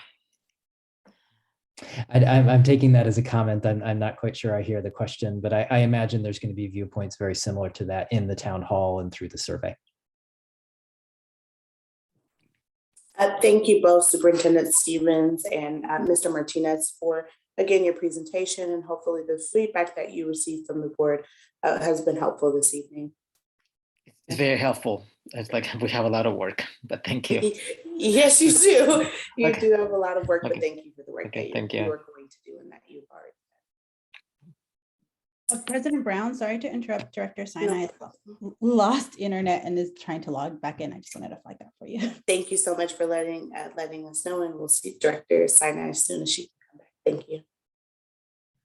All right. Have a good evening, Mr. Martinez. Thank you. Have a good night. Thank you. The next agenda item for this evening will be the update on the Measure G program. And many of you know, since the approval of Measure G by the community of Berkeley voters, or the citizens here in Berkeley rather, staff has come to the board at regular intervals requesting approval to fund particular projects. And so tonight, in addition to that, there's been an ongoing document or a version of some of those projects. And so tonight we will see an update on some of those and we will see an update on the implementation plan that really works to address some of the changes and some of the needs within the districts as it relates to facilities. And so I'm excited to welcome for this presentation this evening, Executive Director John Calise. So welcome, Director Calise. Great, thank you, President Brown. If I can, I'm going to share my screen here. And yeah, I want to talk briefly about the implementation plan and the updates to the implementation plan that we've made. And rolling right into that, sorry, let me switch the agenda. We wanted to talk about how projects are conceptualized, planned, discussed, and considered for approval with the board. show the process for the board to consider and approve additional projects and funding and allocations. That's come up a lot. And then also share that we've reformatted the implementation tracking log of the CIP or the Capital Improvement Program to show the changing needs of the district, but also create even greater transparency and simplify understanding. And what I mean by that is the implementation plan and the tracking log, it's very complex. It shows 10 years on a spreadsheet. It includes factors such as escalation and things like that, but it can be difficult to read. So we've updated that to sort of really simplify it, but also to include, there's been questions around different funding streams and how we're funding certain projects. So we've updated this, and our intent is to actually put this on the website. Now, understanding that the bond program is designed to be fluid as the needs of the district change over time. So the plan may change from time to time, but what we always have to consider is really our cash flow. While the voters of Berkeley approved a $380 million bond, which was incredibly generous, the reality is we don't issue $380 million at once. We do our issuances very strategically on different tranches, whether it be a 2-year, a 5-year, or a 30-year tranche. And we do it at certain times, watching not only the interest rates, but what the impact to the homeowners will be.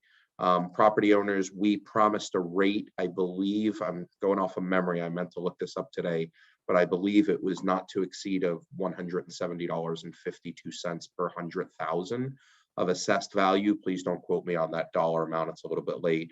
But so we have to watch that as to when we actually issue the money for the bonds to build out the capital improvement projects. And then obviously we'll touch briefly just on how we continue to track plan projects, both for the board approved and planned in the future. That was part of the original planning document. And then we'll continue to return to the Board of Education to update the trustees and seek approval for future projects as they come to fruition, as we've done. So real quick, I want to go over the history and the process of project creation. And we're using the BHS tennis and parking structure as an example, because there's been a lot of question around this and really when was their opportunity for public comment. If we go all the way back to, I brought it back to 2018. I started in 2018. The reality is my understanding is this project has actually been in conversation with the board, with the community for over a decade at this point. Going back to 2018 though, the governing board approved a contract with HY Architects to work as our master planning consultant, and they began that work right away. The initial part of that work was to do the facilities needs assessment. Moving on, in September through November, that master planning consultant actually met with each site and their respective communities to understand the wants and the needs of each of those school communities. At the same time, from July of 18 to January of 19, there was a superintendent's work group. And that consisted of the superintendent, a couple of board members, our labor partners, as well as some community stakeholders. And the meetings were held to discuss those future capital improvement projects, the facilities needs assessment as it was continuing to come in, understanding the bonding capacity and cost, and that's what I just spoke about a little bit, and develop a project list with the master planning consultant. In that project list, it was also strategized of how and where do we fund this based on the need and the life cycle of the equipment that's in the schools. In November 6th of 2019, the board discussed the facilities needs of the district and the potential project list for a future general obligation bond. On November 20th, 2 weeks later, the governing board unanimously voted to approve Measure G ballot language, which included the project list, the capital planning budget, and the marquee projects. The next slide is actually pulled from the November 19th board meeting, which actually showed the marquee projects that are listed. So this was another opportunity to not only have conversation with the board, but really to inform the public. And the third project on here is to replace the parking lot with the tennis courts, as well as a new multi-level parking structure. Moving on from the November 19th or 26th board meeting, on March 3rd, election day, the community members, they passed Measure G with 80.52%, really supporting our bond initiatives, our capital improvement program, and our planning. In June of 20, the governing board discussed and approved the partial Measure G implementation plan, including the BHS tennis and parking structure. In June of 21, the governing board discussed and took action to approve an updated implementation plan, and that project was still on the list, and there was already some work being done behind the scenes. In December of 20, and I ran out of spots on the timeline, it came to us that we had to close plant operations. The board made that decision for the health and safety of our staff. And in March, we, after a lot of work, we began talking in facility subcommittee about different options for the permanent relocation of plant operations, which included incorporating it into the BHS tennis and parking project.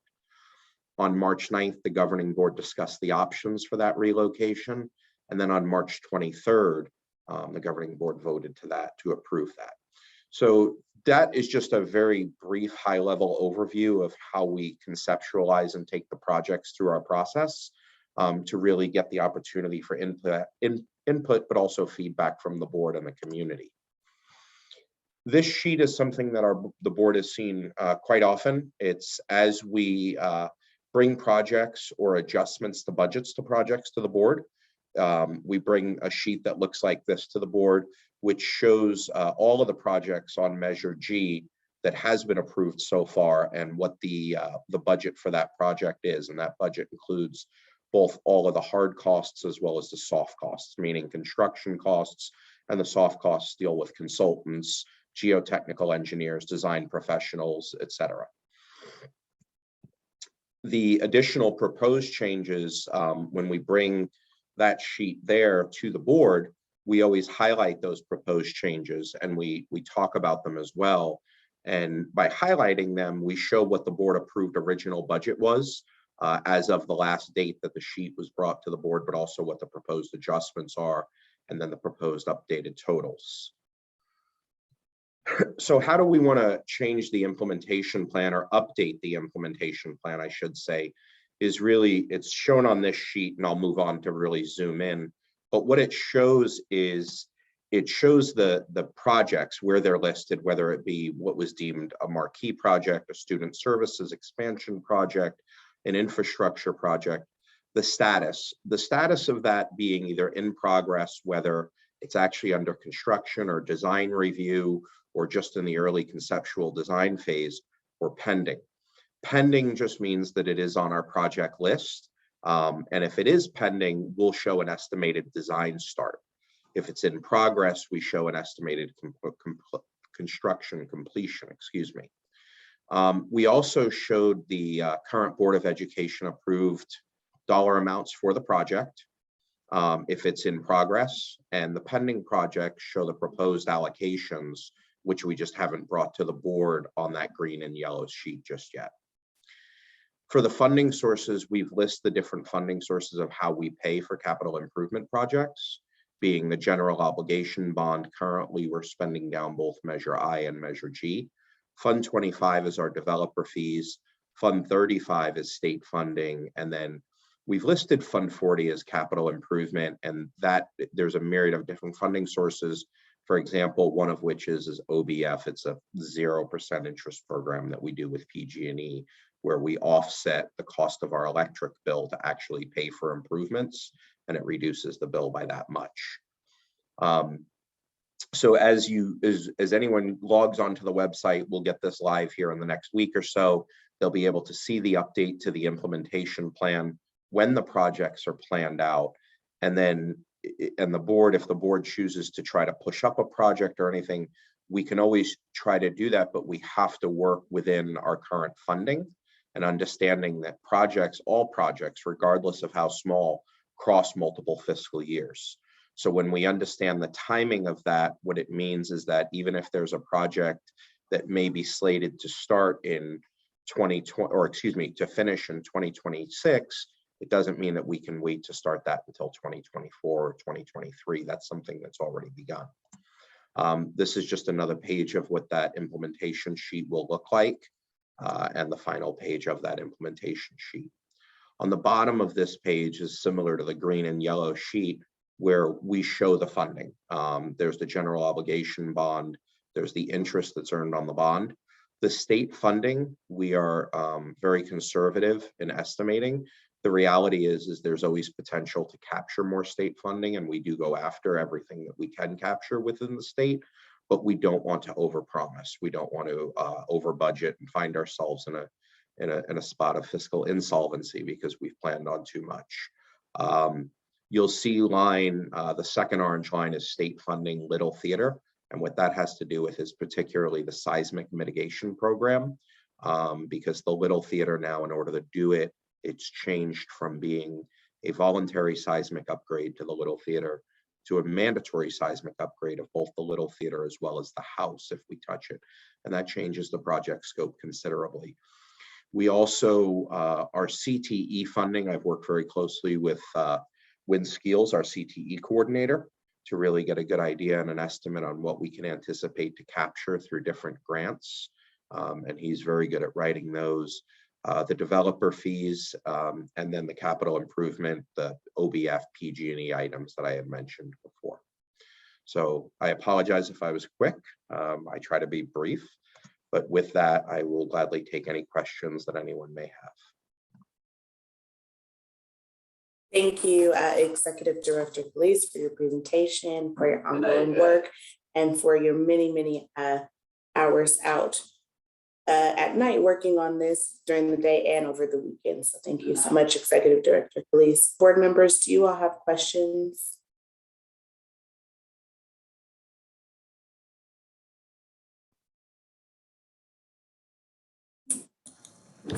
I don't have a question, but I do want to appreciate the thanks and for going over the history and for the ways that you're tying it in, and definitely want to make sure that we look at how we, as our public commenter says, ensure that they're more a part of having at least access to prioritizing our projects or access to the information with what's happening with our you know, I noticed in your presentation, you said the board gets these informations, but I think the community is really trying to figure out a way of how they're more involved and how, you know, how projects that impact their schools are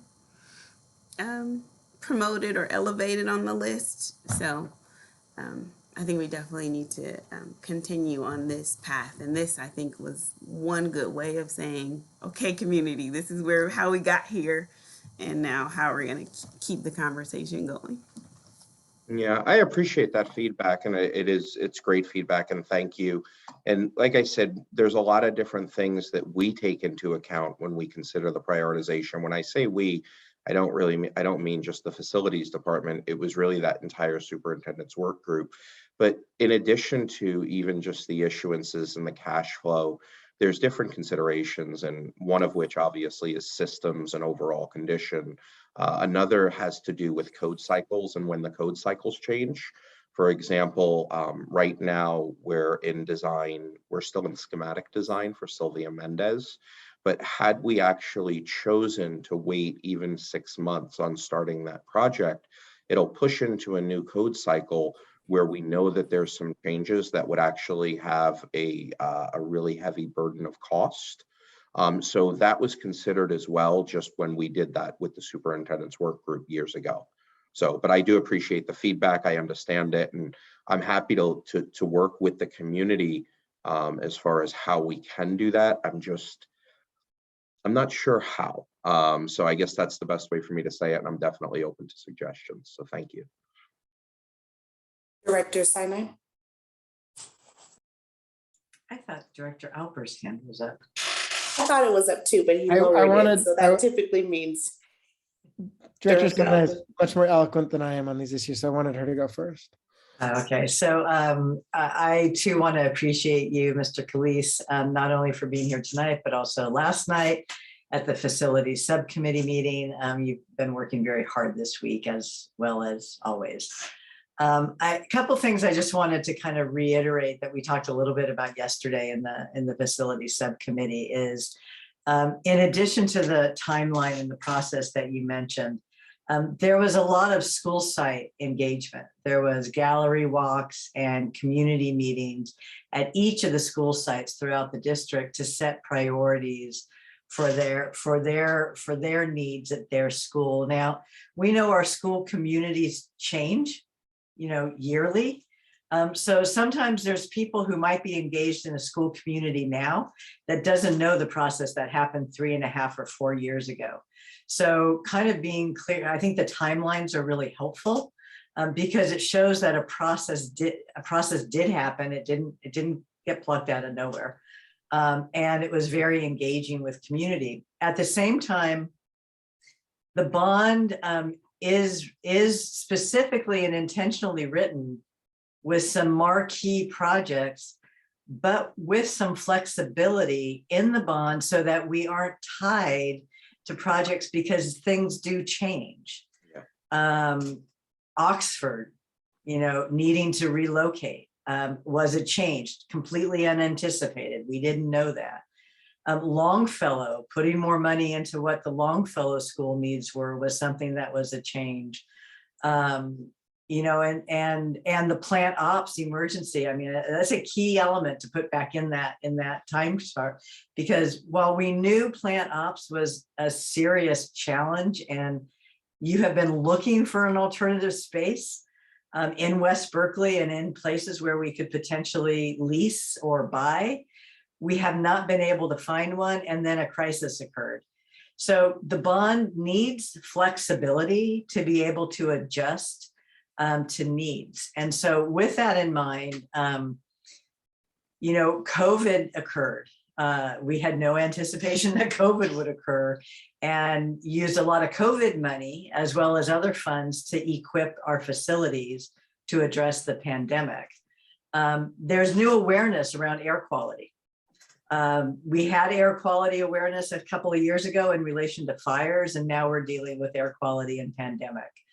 There is the opportunity, I think, for the facilities to look at whether or not we need to have a report back to board around what is the current status of our buildings and the MERV 13 filters and the air quality. And should that change that infrastructure pot? We've got a big pot of money for infrastructure. Might that adjust anything? Or is the information that we have about our current facilities and the air quality, do we meet the standard that is required by state? I think from a board perspective, I'd like to hear that, because we're hearing a lot from a couple of the schools, and it'd be good to know concretely what our assessment is of some of those, and know that, if for some reason we identify that there is a need, the board can prioritize different pots of the bond at the appropriate time to shift. And so, I just want to reiterate that we want to hear what the conditions of our buildings and know that things change. At the same time, there are things that we decided, there are things that are moving forward, that if you put them on pause, issues of cost escalation, code changes, all impact decision-making. Yes. Yeah, no, it's great feedback, and thank you. I appreciate that. Well, since I'm the only one with my hand. Vice President Babbitt, go right ahead. Sorry, I couldn't get to unmute quick enough. One thing I would like, can you just, speaking of cost, can you just kind of inform the community just how expensive things are? Because I think we're kind of blown away at the number, not really understanding the cost of construction itself in 2022. Well, cost of construction in 2022 is significantly higher. Last year, just as an example, just in 2021, we saw lumber go up between 190 and 210% across the board.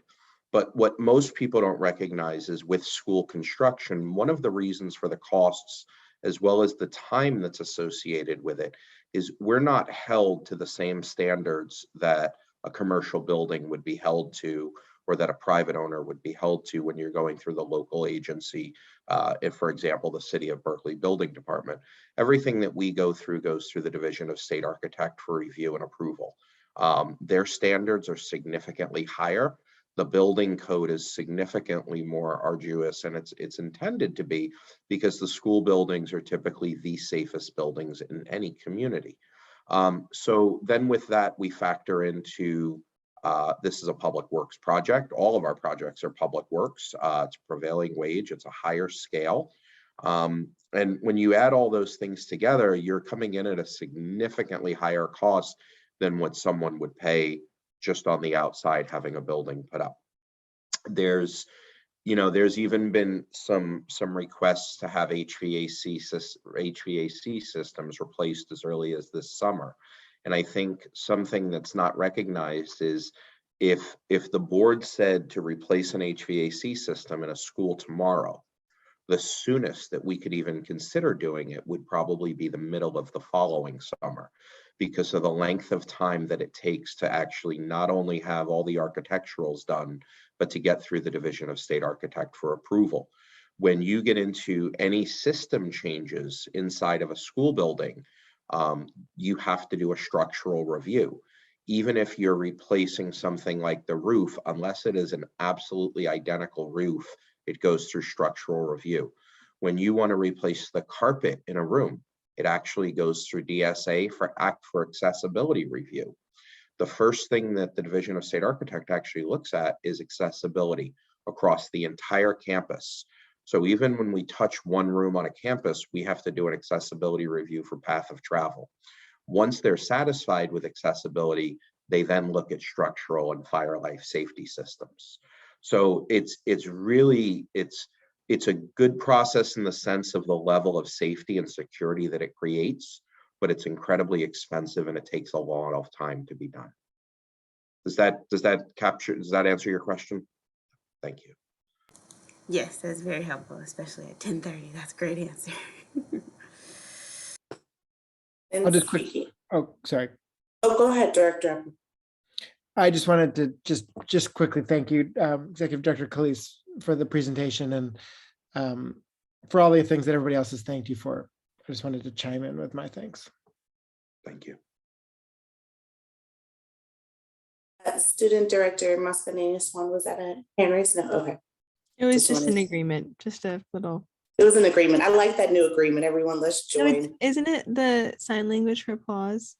Oh, is it? I don't know. That's what they tell me. We are all in agreement, Executive Director Calise, and thank you for your continued work, and thank you especially for tonight's presentation, giving us that history. I think it's really important to know how often you come back to the Board of Education and how often we give our feedback, recommendations, as well as approval for these projects. And so thank you for taking the time to go through that and answer all of our questions. I don't think we have any other questions for you this evening. So thank you and enjoy the 2 hours and 20 minutes that are left of this day. Thank you very much. Well, the hour and 20 minutes actually that's left of this day. But thank you, John. Take care. Good night. All right, we will move quickly through our action items this evening, beginning with action item number 14.1, which is the public hearing for the successor agreement between Berkeley Unified School District as well as BCCE. We will now open up the public hearing for this. Are there any public comments specifically on this item 14.1?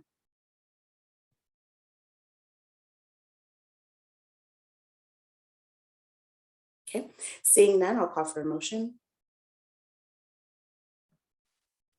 I'll move it. Moved by Director Alper, seconded by Director Sinai. Is there any in readiness? Hearing none, Ms. Barrios, can you please call the roll? Yes, I can. Student Director Mascarenhas-Swan. Yes. Director Sinai. Yes. Director Alper. Yes. Director Vasudev. Yes. Vice President Babbitt.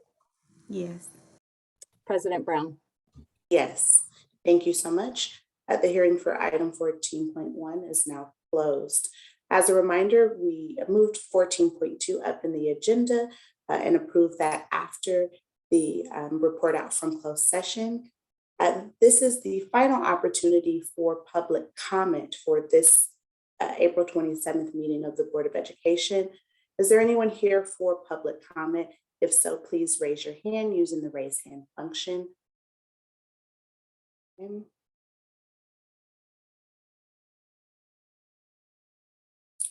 We will begin the public comment with Liza Lutzker, and in the public comment period with Matty Tieblum.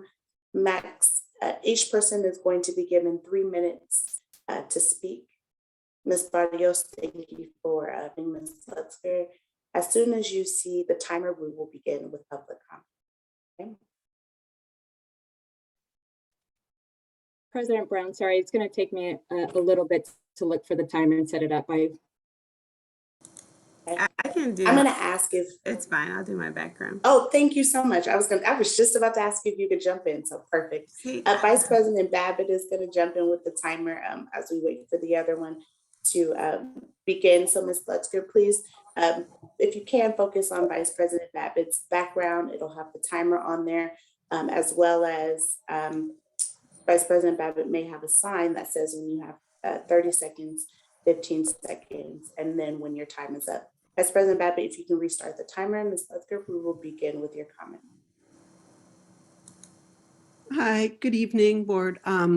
Thanks for this meeting, really informative, really interesting about the transportation discussions around the middle school reassignment, really hoping you'll do an analysis. It really shouldn't be too hard. You have home addresses of all students, you have the current schools they're attending, and you have a general sense of what school they'd be attending. Really hope you do that. Just to clarify, I'm a USD parent of 2 kids and a Walk Bike Berkeley coordinating committee member. I'm also here to talk tonight about the Milvia Street project. I really appreciate Mr. Kalise's discussion of all of the process and everything that went into planning that process since 2015, 2017. The Berkeley High community was really involved in it. But what didn't happen is that in the last month and a half, the project changed entirely in scope and in scale. And what I'm frankly really very concerned about are the implications of the safety of children going to Berkeley High. You are essentially tripling the amount of traffic going in and out of the busiest bicycle boulevard in the city, a heavily, heavily pedestrianized area. I do not think that this is what Berkeley High parents wanted when they were pushing for an elevated parking structure and tennis courts. They did not want enormous vehicles, giant trucks that are proven to be, it's very difficult for these trucks to see any pedestrians, much less smaller pedestrians. Some of our 9th graders are very small. I'm genuinely concerned that you all are going to be creating a liability with all the pedestrian traffic you have of these huge trucks coming in and out. I also think that there's a kind of a lack of a sense of what the city is going to allow you to do. I know that this is under the state architect, the Division of State Architect, but the curb space is not. Milvia is a protected bicycle boulevard. There are not going to be any curb cuts permitted on Milvia Street. Bancroft, in very short time, is also going to be a bicycle boulevard with protected lanes. You are also not going to be able to put any curb ramps there. So I think that there are some serious considerations that need to be thought about. This is being put in the most transit-rich, walkable, bikeable area. It is not, I understand there was a process, but the process was very, very short when the project scope was changed entirely. And that's not a public process. So I think that there's going to be a lot of backlash from the community about this, and you're all going to have to face it. Already on the Berkeley side article, there are hundreds and hundreds of comments about this being a terrible idea. Just letting you know, this is going to face a lot of problems. Thank you. Thank you. Next, we will have Ms. Rios, followed by Mr. Tieblum. Hi, I'm Cielo. I'm a parent at Emerson, a member of the PTA, and wanted to quickly share my journey with the district this past year. Back in August, I attended a town hall and heard that $3 million was being spent on indoor air quality, and I was so excited thinking I would hear about site-specific improvements at Emerson, a wonderful school in desperate need of HVAC review. I immediately asked a ton of questions, and started down a path of learning that $3 million came from a no-bid contract with Schneider Electric for Measure G. $3 million bought us sensors that are not tracking data and ionizers that are not scientifically supported, so this is the CDPH, as an air quality improvement measure and may actually be creating hazardous secondary chemistries when the ions interact with things like hand sanitizer. Berkeley voters since the 80s have approved every revenue measure brought before them, and the last two bond measures, Measure G and Measure I, are worth $590 million. This is just going back to 2010. And Measure H, a parcel tax for facility safety, meaning the school's facilities, is worth $7.4 million this school year alone. And I guess at the end of all of this, I have to ask what our school sites have to show for this generous funding from Berkeley voters and taxpayers. I continue to ask for an updated facilities needs assessment, the one created by HY Architects in 2019, because that project was used to inform the prioritization of Measure G projects that are on the spreadsheets with bond project timing that we just saw a second ago.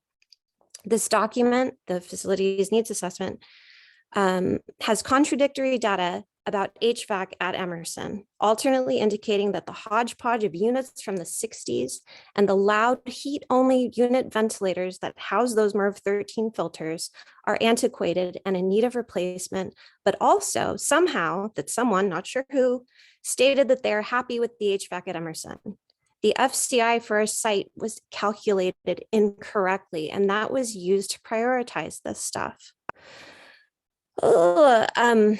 We also have a kitchen, according to this document, that is alternately too large and simultaneously undersized, but that is the header on the Emerson bond money that will hopefully be left over after we build parking lots, and now the add-on new facility for facilities at the hub of public transport in our funny city with wonderful sustainable intentions. Yes, student services needs help, but also our school site is facing the possibility of consolidating 3 classrooms into 2, so the capacity issue that's indicated years out is moot. Please, please, please, I have asked you guys, please help me get a hold of these documents. None of this makes sense. If you read it, things are contradicting themselves. Don't use inaccurate information to prioritize voter-approved bond money. Thank you. Thank you as well, Ms. Rios. And our final comment for this evening will be Matty Tieblum.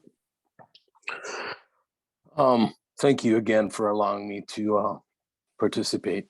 It was late, but good to hear Mr. Kalisa's presentation again. I've heard it yesterday as well, and I'll touch on that in a moment. It was interesting that Mr. Kalisa explained to you the impact of a project being reviewed by DSA on the cost of the project. Excuse me, that's my dog, Rosie. No, sorry. So here you have the Milvia Garage project. Because of those tennis courts at the top, let's say they're like 5% of the project. Because of those tennis courts, the cost and complexity and review process of this project will increase tremendously because that triggers review by DSA. You have four levels of garage, etc., that does not have to be reviewed by DSA, but the cost of this entire project and the complexity and the timeline will be affected because of those tennis courts, which to me are a very expensive fig leaf to conceal unnecessary exuberant expense. Second point, the slideshow that Mr. Kalis showed, and I admit I'm not savvy and aware of the entire history of the project, but it's interesting that it shows that within 18 days, from March 3rd of this year to March 23, facilities and the board were able to go through the entire motions of approval of the entire relocation decisions about plan operation for the next generation or two. 3 meetings in the last of which you approved in consent the previous presentation that took maybe minutes and a few comments of review. This is not process. This is not serious evaluation of facilities plan. Third point, subcommittee. The subcommittee presentation was yesterday. The same presentation was presented to the entire board today. What it tells me is that there was no expectation by facilities to have any substantial comment from the subcommittee meeting before the presentation today. So what was the subcommittee's role yesterday? What was the expectation? What was the process that the subcommittee was supposed to do as a precursor, as raising questions, engaging in serious, fundamental, profound debate about issues? I'm assuming the expectation was nothing because this same slideshow was already uploaded for the materials for today. And I can see that my time has ended. Thank you. Thank you. Good night. I hope you think about it. Thank you. Thank you as well. Have a good night. Well, this concludes our meeting for tonight. Unless there are any board comments for the second opportunity for board member comments. No, seeing none, and also seeing no smiles on faces, I think it is time for us to reach adjournment. So the meeting is adjourned at 10:52 p.m. Good night, everyone. Thank you, President Brown. Thank you.